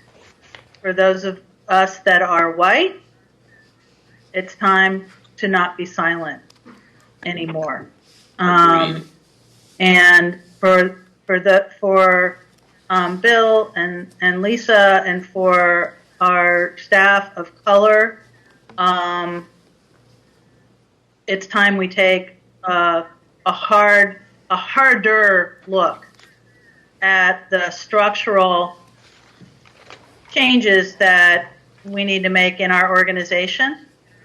I appreciate and fully support the master plan on diversity, equity, and inclusion. I think it's going to go further than it would have had this not had the tragic murder of George Floyd and the hundreds of all of the others not occurred. We might not be sitting here really wrestling with two pandemics, and one that we've been, or some of us have been suffering with for well over 400 years.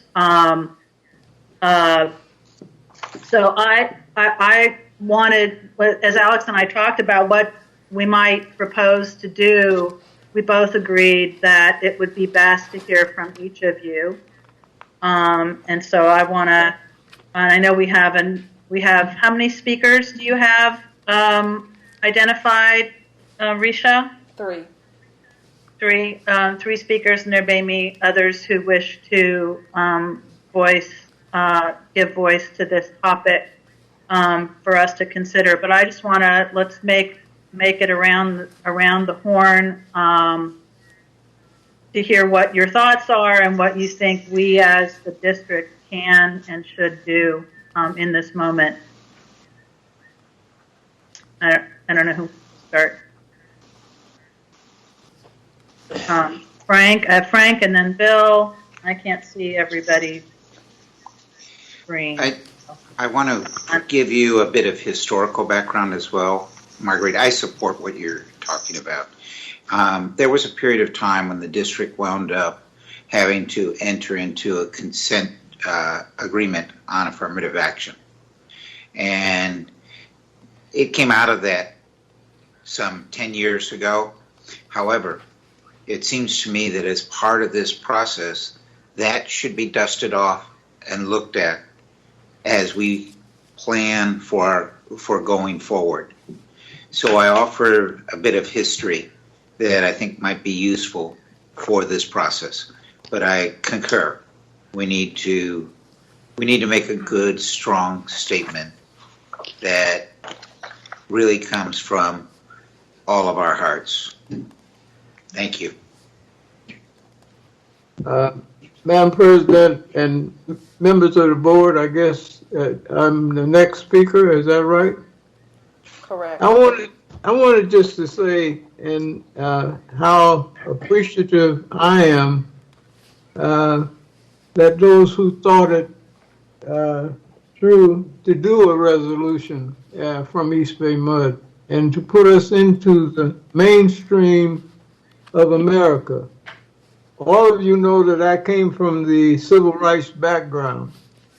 We didn't have a George Floyd back then, and TV had barely made it to the market when America was exposed as to what its internal structure looked like when it was out demonstrating around the world democracy.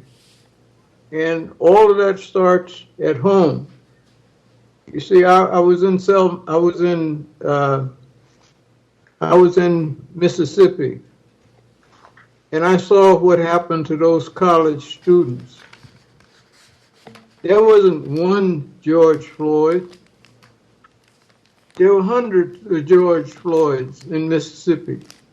The dogs, the chains, the whips, the nightsticks, the guns, all of those things. And so I said to them there at the scene, I really went to run Kurt Flood back to St. Louis where he was playing on the Cardinals. But I came home. I was told that Jackie Robinson was there. I didn't see him, but Kurt told me that. My take on it is, I've seen the worst of America with my own eyes. I've lived long enough to have witnessed those things. Today, there is an opportunity because we have the media that we have, because we have the ability to focus in on racist policemen, people who don't want to do the golden rule and go forward. So I would just say, having East Bay MUD step out, that's a step in the right direction, because I'm a part of the organization. I never imposed the civil rights standards or anything like that while I was here, but quietly we have moved to advance goals that make our workforce more representative, and we've done things that we didn't have to have influence from the outside. We have a Department of Diversity and Inclusion, so we are moving on the right track. That happened on Alex's watch, and these are some of the things that Alex and I talk about individually, not to the board and not to in the public, because I'm not playing before them. I am enthused because young people are involved. When you look at the TV and you look at the shows of the demonstrations and the marches and whatnot, and you see the leadership in those groups and you see the mix, you see the future of America hangs in the balance, and this is an opportunity for it to move further ahead than even in my time in my day. And we thought we had great milestones. So I just say all that to say, I hope that this resolution is a symbol And I hope that we show a light that not only other utilities, but other organizations and other companies can do, because many of them are lining up and testifying to, but the proof is in the pudding, and the future holds that. My hope is that we are part of making that happen. And Marguerite, I want to salute you and, of course, Alex and all who had a part in shaping this resolution to go forth. That's my sentiment, and I just wanted to share that with you.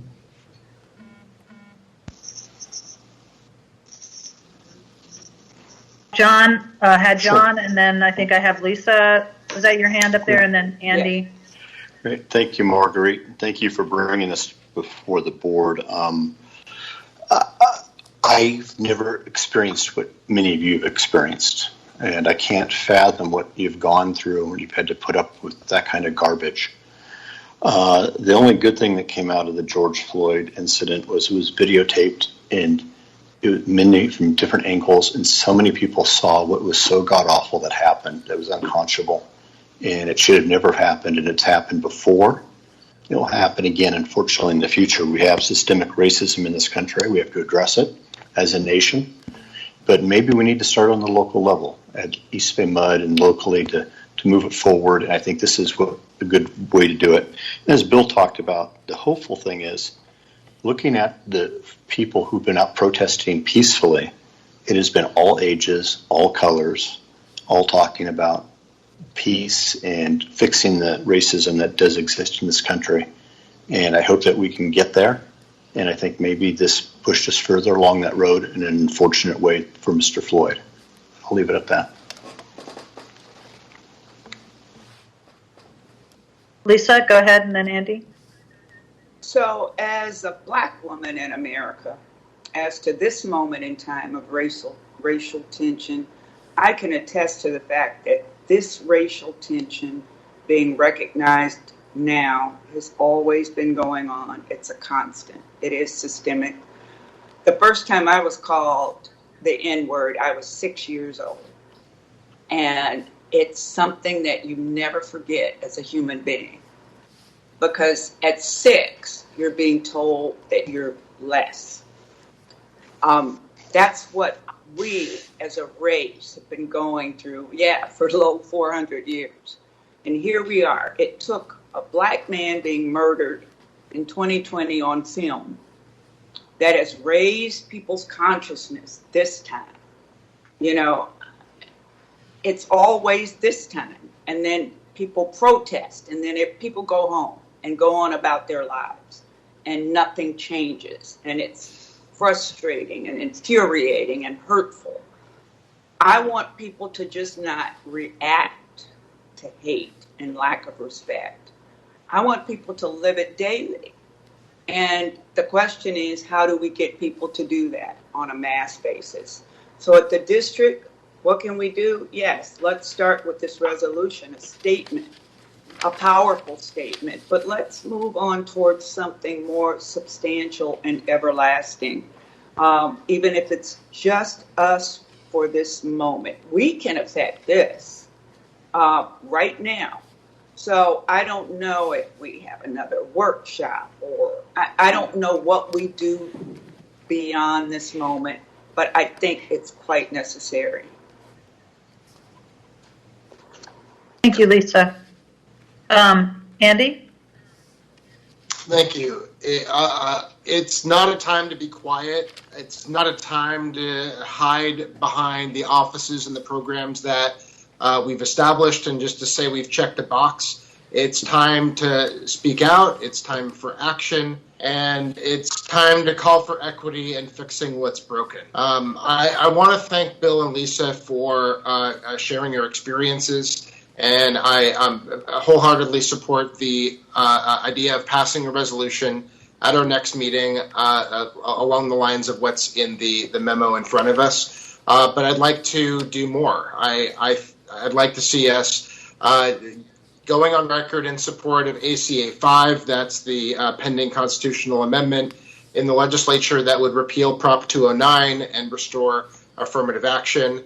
I'd like to hear early what the scope of the Winters group study is looking at, so that we can, as a board, in collaboration with perhaps the public and staff, that we could help shape that scope and make sure that we get something really actionable out of that report. I'd like to do more than just pass a resolution, and I'd like to see follow through too. Thank you, though. Andy, a couple of good suggestions. Doug? I think you might be on mute. Yeah, thank you. I definitely don't feel like this is a time to pat ourselves on the back for all the good things we may or may not have done at the district. It is a time for us to step up and do more, and to find the right ways to be part of what I think the change that can happen now. I also feel that those of us in the white community, and at least for myself, the privileged community, it's time to listen and to take action. I struggle for what we do at East Bay MUD, and I think there's some limits to what we can do. It's hard for us to affect the criminal justice system, but where we can, I think we do need to step up and do more. And I think we have to use our voices as elected leaders in the community as well to provide leadership and direction, and to listen, as I said. Thank you, Doug. I have a couple of have had a couple of thoughts about what we do that's actionable, that's in our universe. One of them was, sort of taking a formal position on ACA 5, as Andy suggested. But it also struck me that we actually interact as an agency with law enforcement. We contract with the police of the East Bay Regional Park District. How does the Park District police people of color that are visiting the regional parks? What are the policies that they have to treat people of color, people who don't have privilege? Then there's a whole, potentially a list of questions that we could ask. We also depend on the sheriff's departments in Amador and Calaveras counties in our watershed. And we could ask them questions about their policies and encourage that they take action to look within their policies around how structural racism may be embedded in their policies and practices. We also have a security force within our own walls, and I think a careful examination to our practices in that area would be appropriate. I think I already know that the Diversity, Equity, and Inclusion Master Plan will include interviews with each of us. I think we need to make sure that it includes people on our staff that are black and brown members of and Asian members of our staff deeply and candidly, and reflecting on their experiences. And so those are a few things I think that we could put in the therefore be it resolved that speak directly to our what the district could be doing. And I would encourage board members to reflect on other actions that we can take to move us forward powerfully within our own walls and outside of our walls. I think what Doug's challenge to each of us as elected to be out there, I think is also important to the extent that we can be. Do we need? I think we need a motion to do we need a motion to do a resolution, or Alex, can we just direct staff to, can we get a little ad hoc committee of the board, sub-quorum to work with you on it? That would be great. I'll take volunteers. By the way, I don't think we've heard from the public on this yet. Oh, we do have to hear from the public. We have Thank three you, Doug. public commenters. And the first is Eric Larson. Eric, are you on the phone? Yeah, I am. Can you hear me okay, Risha? I can hear you. I'm going to start your time now. Great. Thank you. Good afternoon, Board of Directors. Thank you, President Young, for bringing this subject to the agenda, and thank you, Alex Coate, for drafting these remarks and offering the discussion and ideas around what has to be done to continue to institutionalize the change that needs to happen. I think, as was stated, it needs to be more than simply a resolution. We need to have actionable and enduring. Thank you, President Young, for bringing this subject. Eric, are you still Hello? there? Go ahead. Somebody Yes, I am. was listening. Go ahead.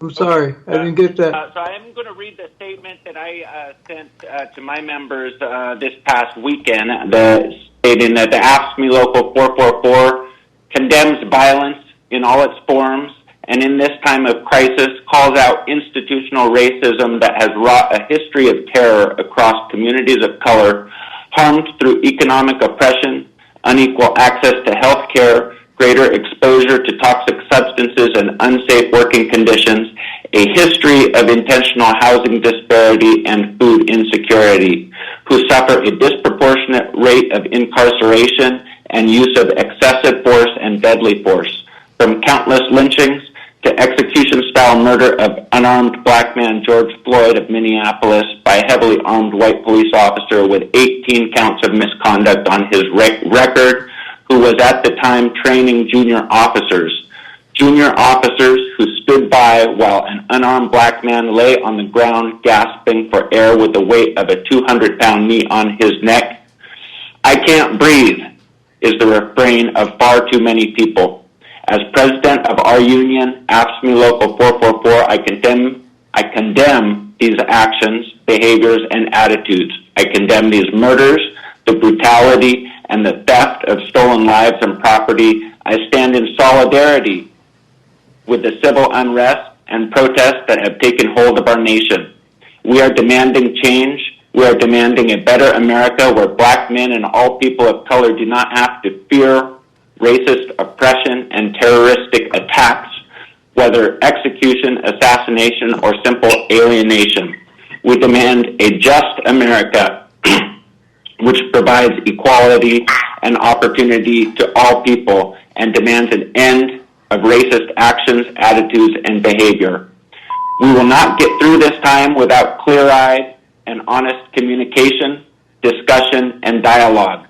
Trades unionism is founded on these principles of equality and inclusion. It is with this in mind that I have asked brothers Paul Irving and Tyrell Jackson to co-chair an AFSCME 444 Anti-Racist Labor Caucus. We're in the process of drafting our mission statement and developing the committee structure, which is open to all. In memory of George Floyd, 46, Sandra Bland, 28 years old, Eric Garner, 44 years old, Tamir Rice, 12 years old, Trayvon Martin, 17 years old, Orlando Castillo, 32 years old, Oscar Grant, 22 years old, Amon Arbery, 25-year-old, Breonna Taylor, 26 years old, Emmett Till, 14 years old, and many, many others. Thank you. Thank you, Eric. Risha, you have two more speakers, I believe. Yes, I have Anya Kamenskita. Hi. Hi, Anya. Your time is starting now. Okay. Thanks, everyone. My name is Anya Cummins-Skyer, Water Conservation Rep at East Bay Mud for just over 3 years. And I want to thank the board for considering this resolution. And I just want to first dive into the resolution itself. On the second page, there are 9 principles that are listed.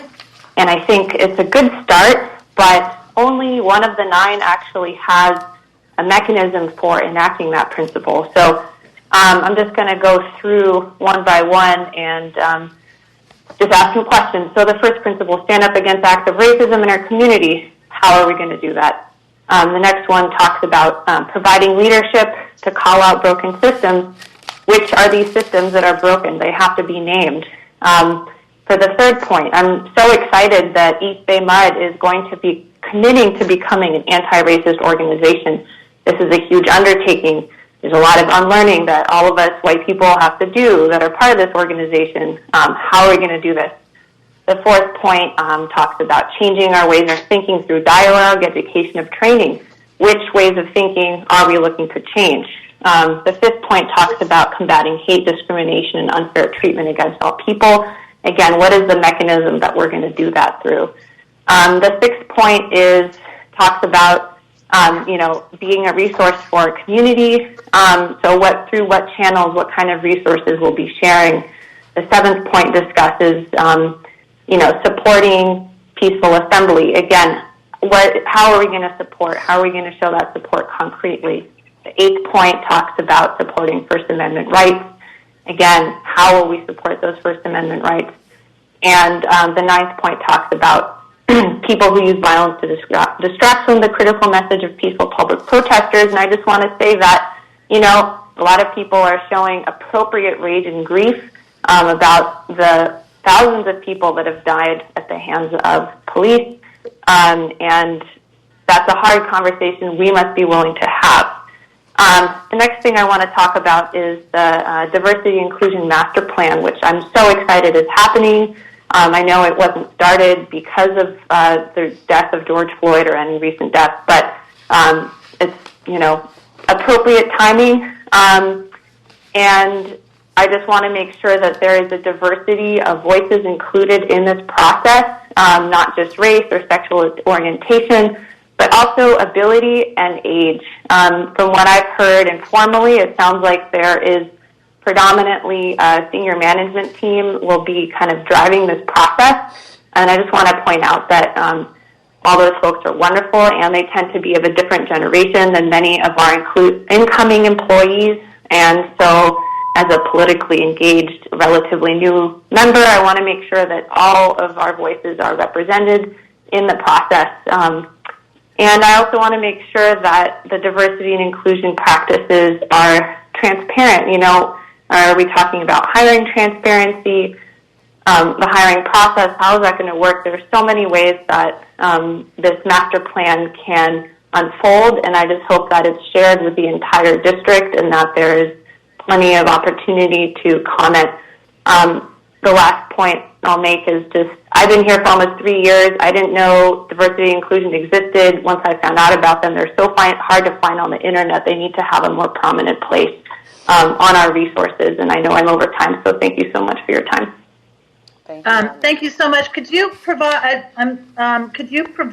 your remarks if they've been written? Could you provide them to send them to the secretary so that we make sure that all of it is captured?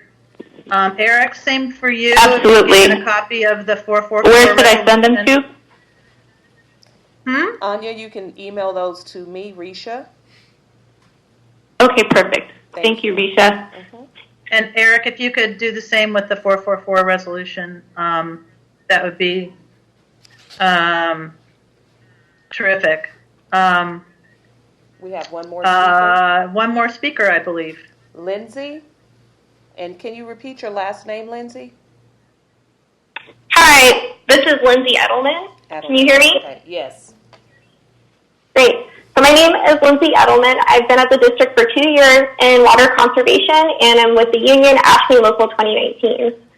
Board of Directors, General Manager Alex Coate, and my other colleagues, thank you so much for adding agenda item 18, and the opportunity to publicly comment in the safe space.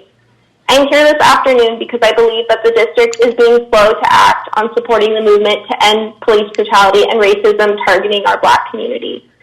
Our nation has mourned and protested the deaths of innocent African Americans following the loss of George Floyd for 3 weeks. This movement is evolving at a fast pace, and I know that the district can do more to keep up with this.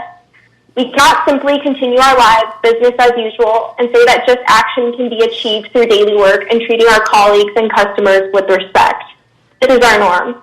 We cannot piggyback off the death of George Floyd and others and accredit that this internal diversity, inclusion, and equity master plan honors them when this plan would have happened regardless of their lives being taken away.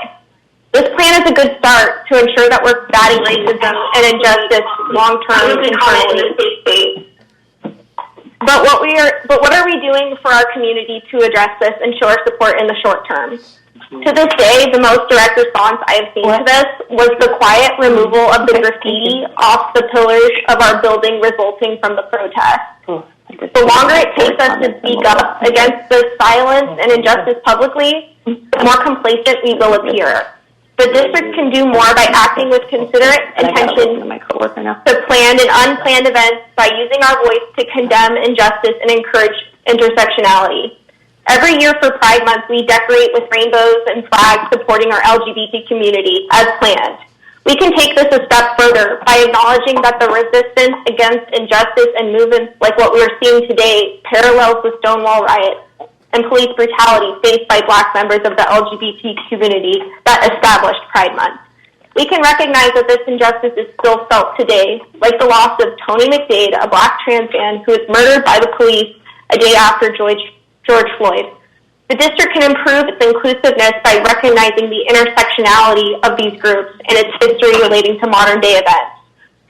While the start of these events were not planned, the district can still mobilize and prepare to show support to the Black community. We demonstrated this ability to assemble and respond for unplanned events like the pandemic. We mobilized to create safer work environments, to ensure drinking water remains safe, to restore water service to those without, and to inform our community that their water was safe. Why should police brutality and the oppression our Black community faces be treated any differently? The general public needs to know that racism and police brutality are not in our water. Our Black community needs to know that the district hears them, sees them, and supports them. We need to prioritize our acknowledgement of this oppression and EBMUD support for the Black community and check in with our Black affinity group and seeing what their needs are, like safe spaces for discussions, healing, and resources. Thank you. Thank you. Likewise, if you could provide your comments so that the committee considering the resolution, which is, you're right, just a resolution, has to be followed by action. I would appreciate that. Okay, I know we have an ad hoc, the idea for an ad hoc committee that would work with our outgoing and incoming GM to craft a resolution, and Lisa has volunteered for that. I am happy to do so, but I don't feel like I need to be involved if someone else wants to step forward.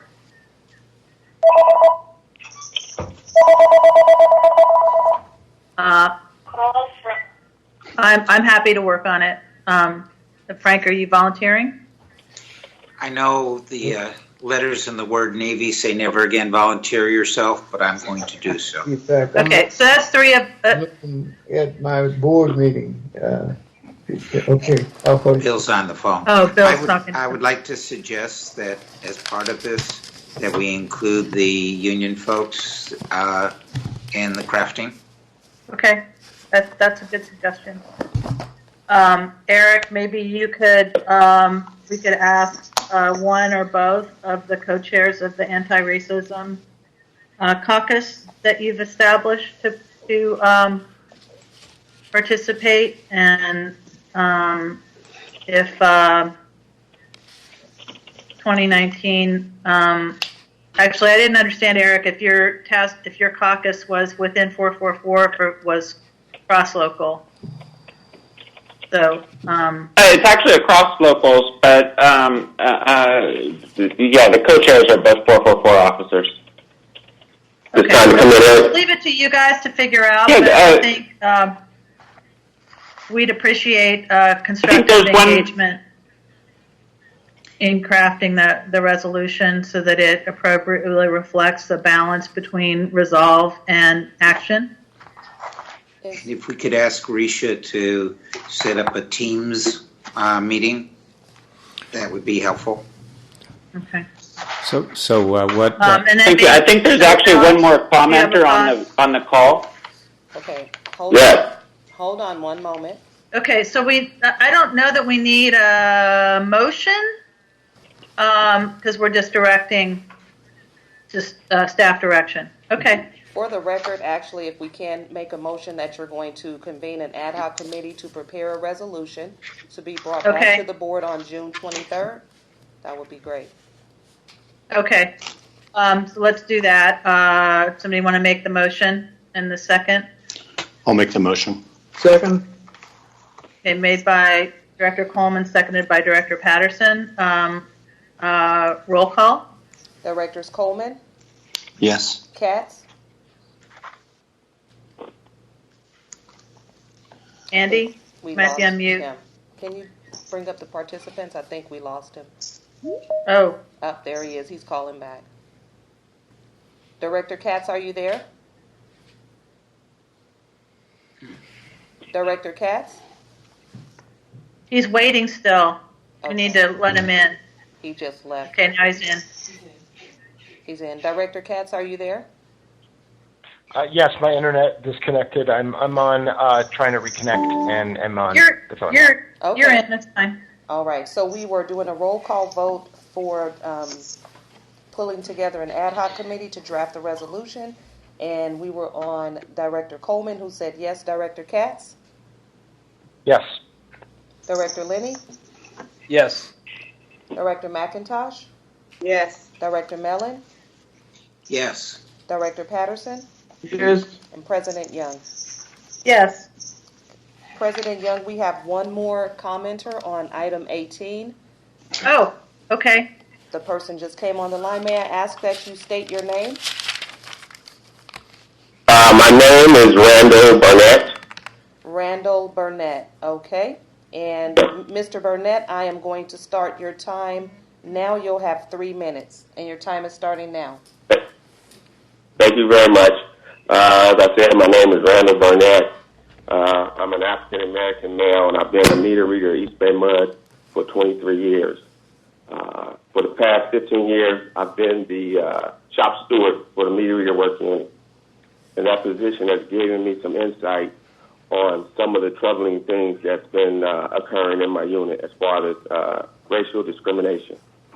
My hope is that the board, Mr. Coates, and whoever with the authority will look into the ineffectiveness of the DIO's ability to hold managers and supervisors accountable for racial discrimination practices. My concern is based on the fact that back in March the 19th of 2019, myself and a fellow African American lodged a complaint against a supervisor. We actually went to our manager and raised our concerns. Upon completion of that meeting that we had, the manager did not go to the DIO and report our concerns as required by district policy and I also believe by state and federal law. Instead, that manager went to the supervisor whom the complaint was made against, informed that supervisor of the complaint and the names of the two individuals who made the complaint, myself and the other individual, removing any confidentiality that we had and protection from retaliation. All of this information was relayed and shared with the DIO. Sometime later, a few months later, that supervisor who was under investigation by the DIO, launched an investigation against my fellow complainant. That investigation ultimately turned to him being terminated. He was fired. My belief, he was fired because he lodged a complaint. He ultimately got his job back by agreeing to a reinstatement agreement that, in my opinion, from my understanding of the reinstatement agreement, he basically agreed not to file any complaints against the complainant, against his supervisor and manager. That was very intimidating to me. This was back in maybe August. It kind of made me be concerned for my own employment, so I didn't pursue this any further. But now, under the current circumstances, my conscience tells me that I have to request that these practices, that the DOI be given the teeth to actually hold individuals accountable. Because if a supervisor can fire someone who lodged a complaint against him, and the manager who also had a complaint against her for not following district procedure is allowed to sign off on that complaint with others who were their superiors were fully aware of these conflicts of interest, but they all signed off on this individual's being terminated. It sends a terrible message to myself as an African American, and I believe any other African American, that if you file a complaint for discrimination, be ready to lose your job. Luckily, this individual got his job back, but I believe it's totally unfair how he was treated, how I was treated, and how this complaint is still pending after more than a year. There still has not been any resolution to the complaint. Thank you. Thank you. We are taking everything you said very seriously. It was a little difficult to hear some of what you said because of the audio quality. So we are going to follow up straight away to try to understand what happened here. And thank you for your courage in coming forward. Marguerite, this is John. I just wonder, I need to get off at 4:25, and I'd like to vote on item 19. So I normally have speakers and everything first, but I just wonder if we can do the vote. We can do the vote first. Let's do the vote on this item. We did that already on item 18. Item 19 is that we have before us a big decision to make, and the culmination of a lengthy process over the last several months to consider the appointment of the person who's going to. You closed the meeting. It's okay. It's okay. I did it last time. It's okay. Just bring back up Teams. Calendar. Meeting. They're still talking, trust me. They already voted, Clifford. And the contract negotiation for that position has concluded. There's also a script I'm supposed to be reading. So pursuant to section 54953 sub C subparagraph 3 of the Government Code, the Board of Directors provides this oral report prior to taking action on the salary schedule and compensation paid in the form of fringe benefits paid to the general manager. It is recommended that upon appointment of the general manager, he be paid a salary and fringe benefits detailed in the employment agreement with the general manager consisting of a base annual salary of $298,536 in the first year, an annual lump sum payment or a contribution to deferred compensation plans up to the allowable IRS annual contribution limit as elected by the general manager, and all other employment benefits provided district employees at the department director level under district resolutions, policies, rules, regulations, and practices related to leave, retirement, insurance, and other benefits. It is further recommended that during the terms of the employment agreement, the board may authorize the same general salary increases and changes in fringe benefits to the general manager that are granted to district employees as at the department director level. As such, it is recommended that the general manager's current annual salary and fringe benefits as set forth in his employment agreement be approved effective June 22nd, 2020. In deference to Director Coleman's need to skedaddle, we will vote on item 19, and roll call votes are required. Well, somebody's got to move it. John, you're going to move it, aren't you? I'll make the motion. Second. I mean, you're the guy splitting early. Yeah, You got to sorry. make the motion. And seconded, made by Director Coleman, seconded by Director Patterson. Roll call, and then we'll do the discussion after. Do we have any public comment or? Hold on, let me. We don't. I guess we have to take public comment before the vote. Participant lines seems that way. unmuted. Well, Well, then we I can have to get also- off. We're willing to take public comment after the vote, too. If you can do that, that would be great. Okay. So Okay, I think we can do that, actually. I don't think there's anything that requires us. Okay. Roll call vote. So Directors Yeah, Coleman? please. Director? Yes. Okay. That was you. Yes. Director Katz? Yes. Director Linney? Yes. Director McIntosh? Yes. Director Mellon? Yes. Director Patterson? Yeah. President Yes. Young? Yes, absolutely. And thank you for indulging me. So I have to sign off now. Thank you. All right. Bye, John. Bye, John. Thank John. you. It's a little discombobulated, but Clifford, are you somewhere where you can show your mug?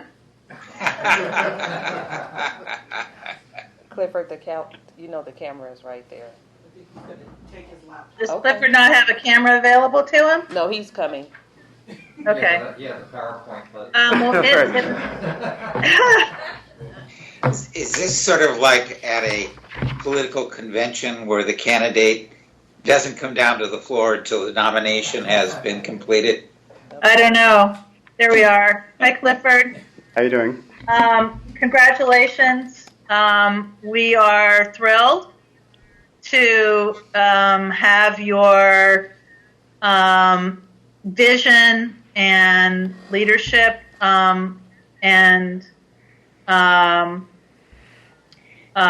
openness to figuring stuff out and dedication to the district going forward as our general manager. So I don't know. We haven't been in the general manager appointing slot before, but I don't know whether we all talk and then you talk, or you talk and then we all talk. So it's up to you. Whatever the board wishes. That's the correct answer. Who does he report to? That's a good start. Do any board members want to echo a sentiment here? Yeah, I'll just jump in and say, Clifford, really excited to have you take on this position and looking forward to many years of your leadership. Frank? I want to echo what Doug just said. Clifford, you've come on board following in a fine tradition of a general manager taking over during a time of crisis. Alex wasn't on the job one day and the Walnut Creek pumping plant caught fire. So here you are, you're on the job one day and you've got a pandemic raging around you. Given that, I'm not sure whether that's a good sign of how the future will be, but at least we'll know soon. Welcome aboard, Clifford. Thank you. Thank you so much for accepting the position. Lisa, go. Let's see. Clifford, welcome. We have high hopes for you. You were very impressive. I personally appreciated your vision for the district. It is a tough time, but welcome, and I know you can rise to the task, and you have our full support. Yeah, Cliff, I wanted to welcome you as well and say that seeing you in operation over the operations team back when we had the energy crisis and putting East Bay Mud on front line and keeping all of our facilities running and keeping all of our services going was masterful. Coupled with that, one of the things that I appreciate so much is that from time to time we have a chance to chat or talk, and I always like your attitude and how you approached me and how you were able to answer questions and be supportive of many of the things that I stand for in my ward and in the district itself. Particularly, helping those people who we were concerned about today in passing the budget. You saw to some of those things as well. I think the final thing, though, is during the interview process when you spoke about being seventh generation and how you felt about being an American. You see, we have things in common. I'm ninth generation, Arkansas, and I've seen 5 here in California. So I also understand where you're coming from and identify with you. Congratulations. I know your family is proud of you and your accomplishment. I heard many things during that interview that tells me we're in good hands going forward, and we'll all be here to assist that as board members because we want to keep what Alex got started during his time and brought forward. You're the next link in the chain. It's like running the relay at the top, and we're here to support that. Thank you for being who you are, and welcome to the general manager position. Thank you, Bill. Andy, you're next, and then Doug, if you want to, or maybe you did. I already did. All right. Okay. Good. Go, Andy. Clifford, congratulations on your appointment to the Office of General Manager. It's an important responsibility, and we look forward to working with you on all of the things that we have worked with your predecessors on, and we look forward to more of the excellent work of the district and your leadership in the coming days.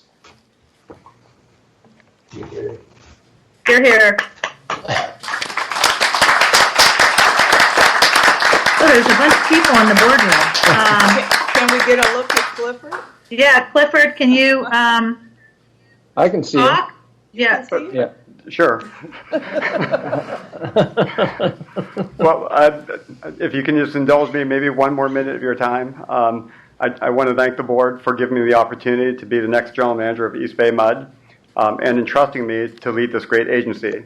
It's an honor to work with the board and this organization of nearly 2,000 highly talented and dedicated employees. I also want to thank Alex for the support he's given me. I first worked with Alex on the Water Supply Management Program during the Management Leadership Academy, and surprisingly, almost 14 years ago. He has, over the years, been very supportive and thoughtful in his advice he's given me.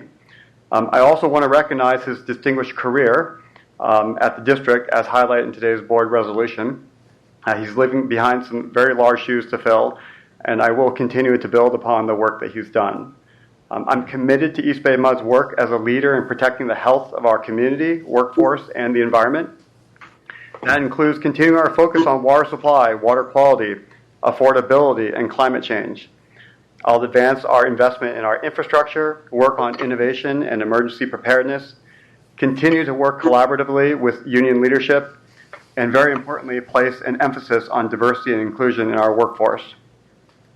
I also want to add, and I think you know from my interview, that family is very important to me, and I would not be here today were it not for the support of my wife, my kids, my family, and everyone that I've worked with and those who have mentored me over the years, and especially my mom and dad, who pushed me and reminded me to always do better. I also have my wife to keep me grounded.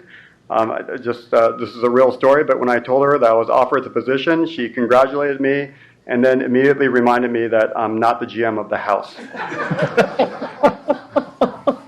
I know that there are challenges ahead, and EBMUD plays a large role in connecting the community with the services we provide. Among the challenges, the pandemic, and what we have seen that resulted in the protests highlight and amplify the inequality around the country and in our service area, and make it more important for us to challenge ourselves to grow, be better, and be more resilient. I'm excited and humbled by the opportunity to work with so many great people and continue the legacy and history of the district. Thank you. Thank you very much.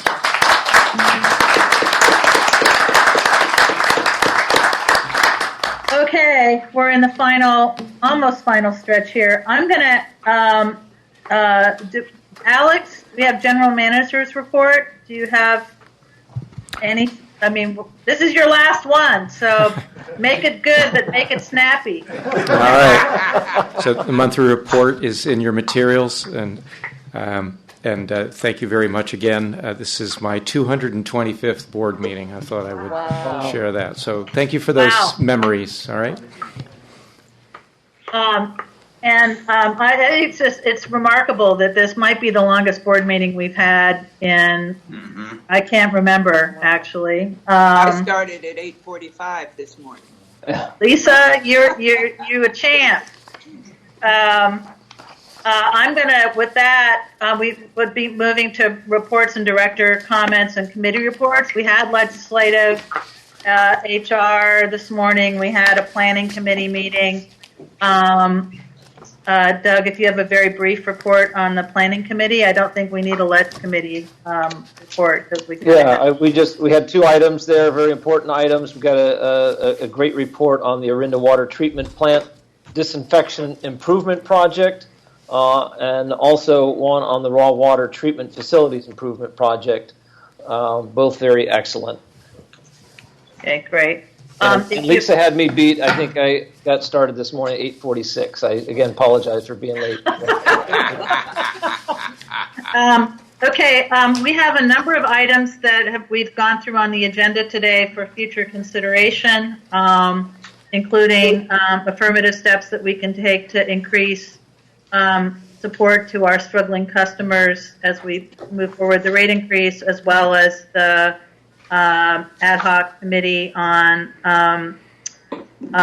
racism, and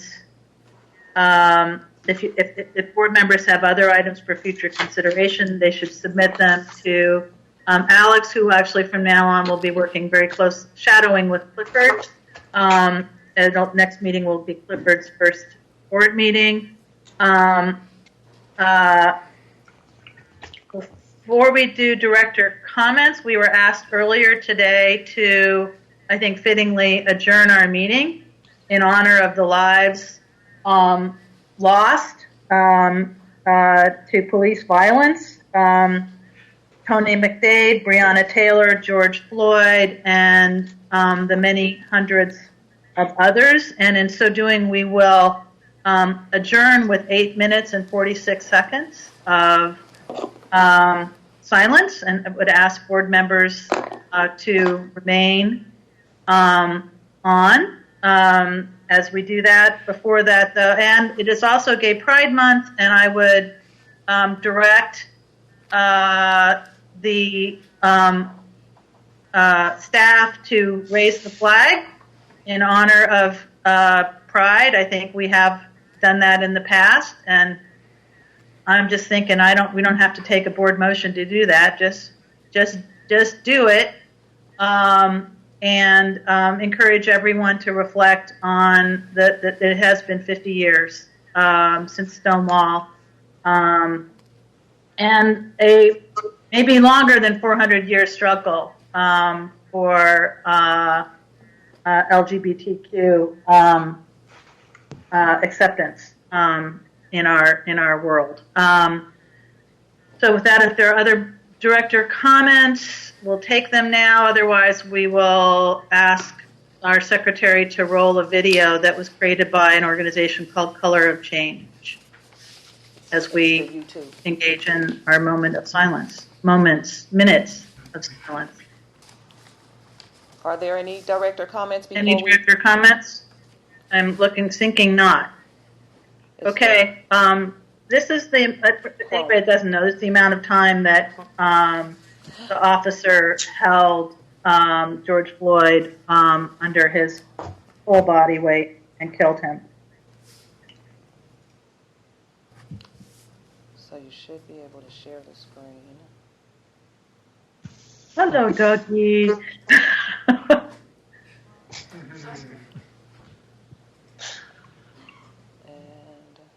want to just expand that. And you want to start it over.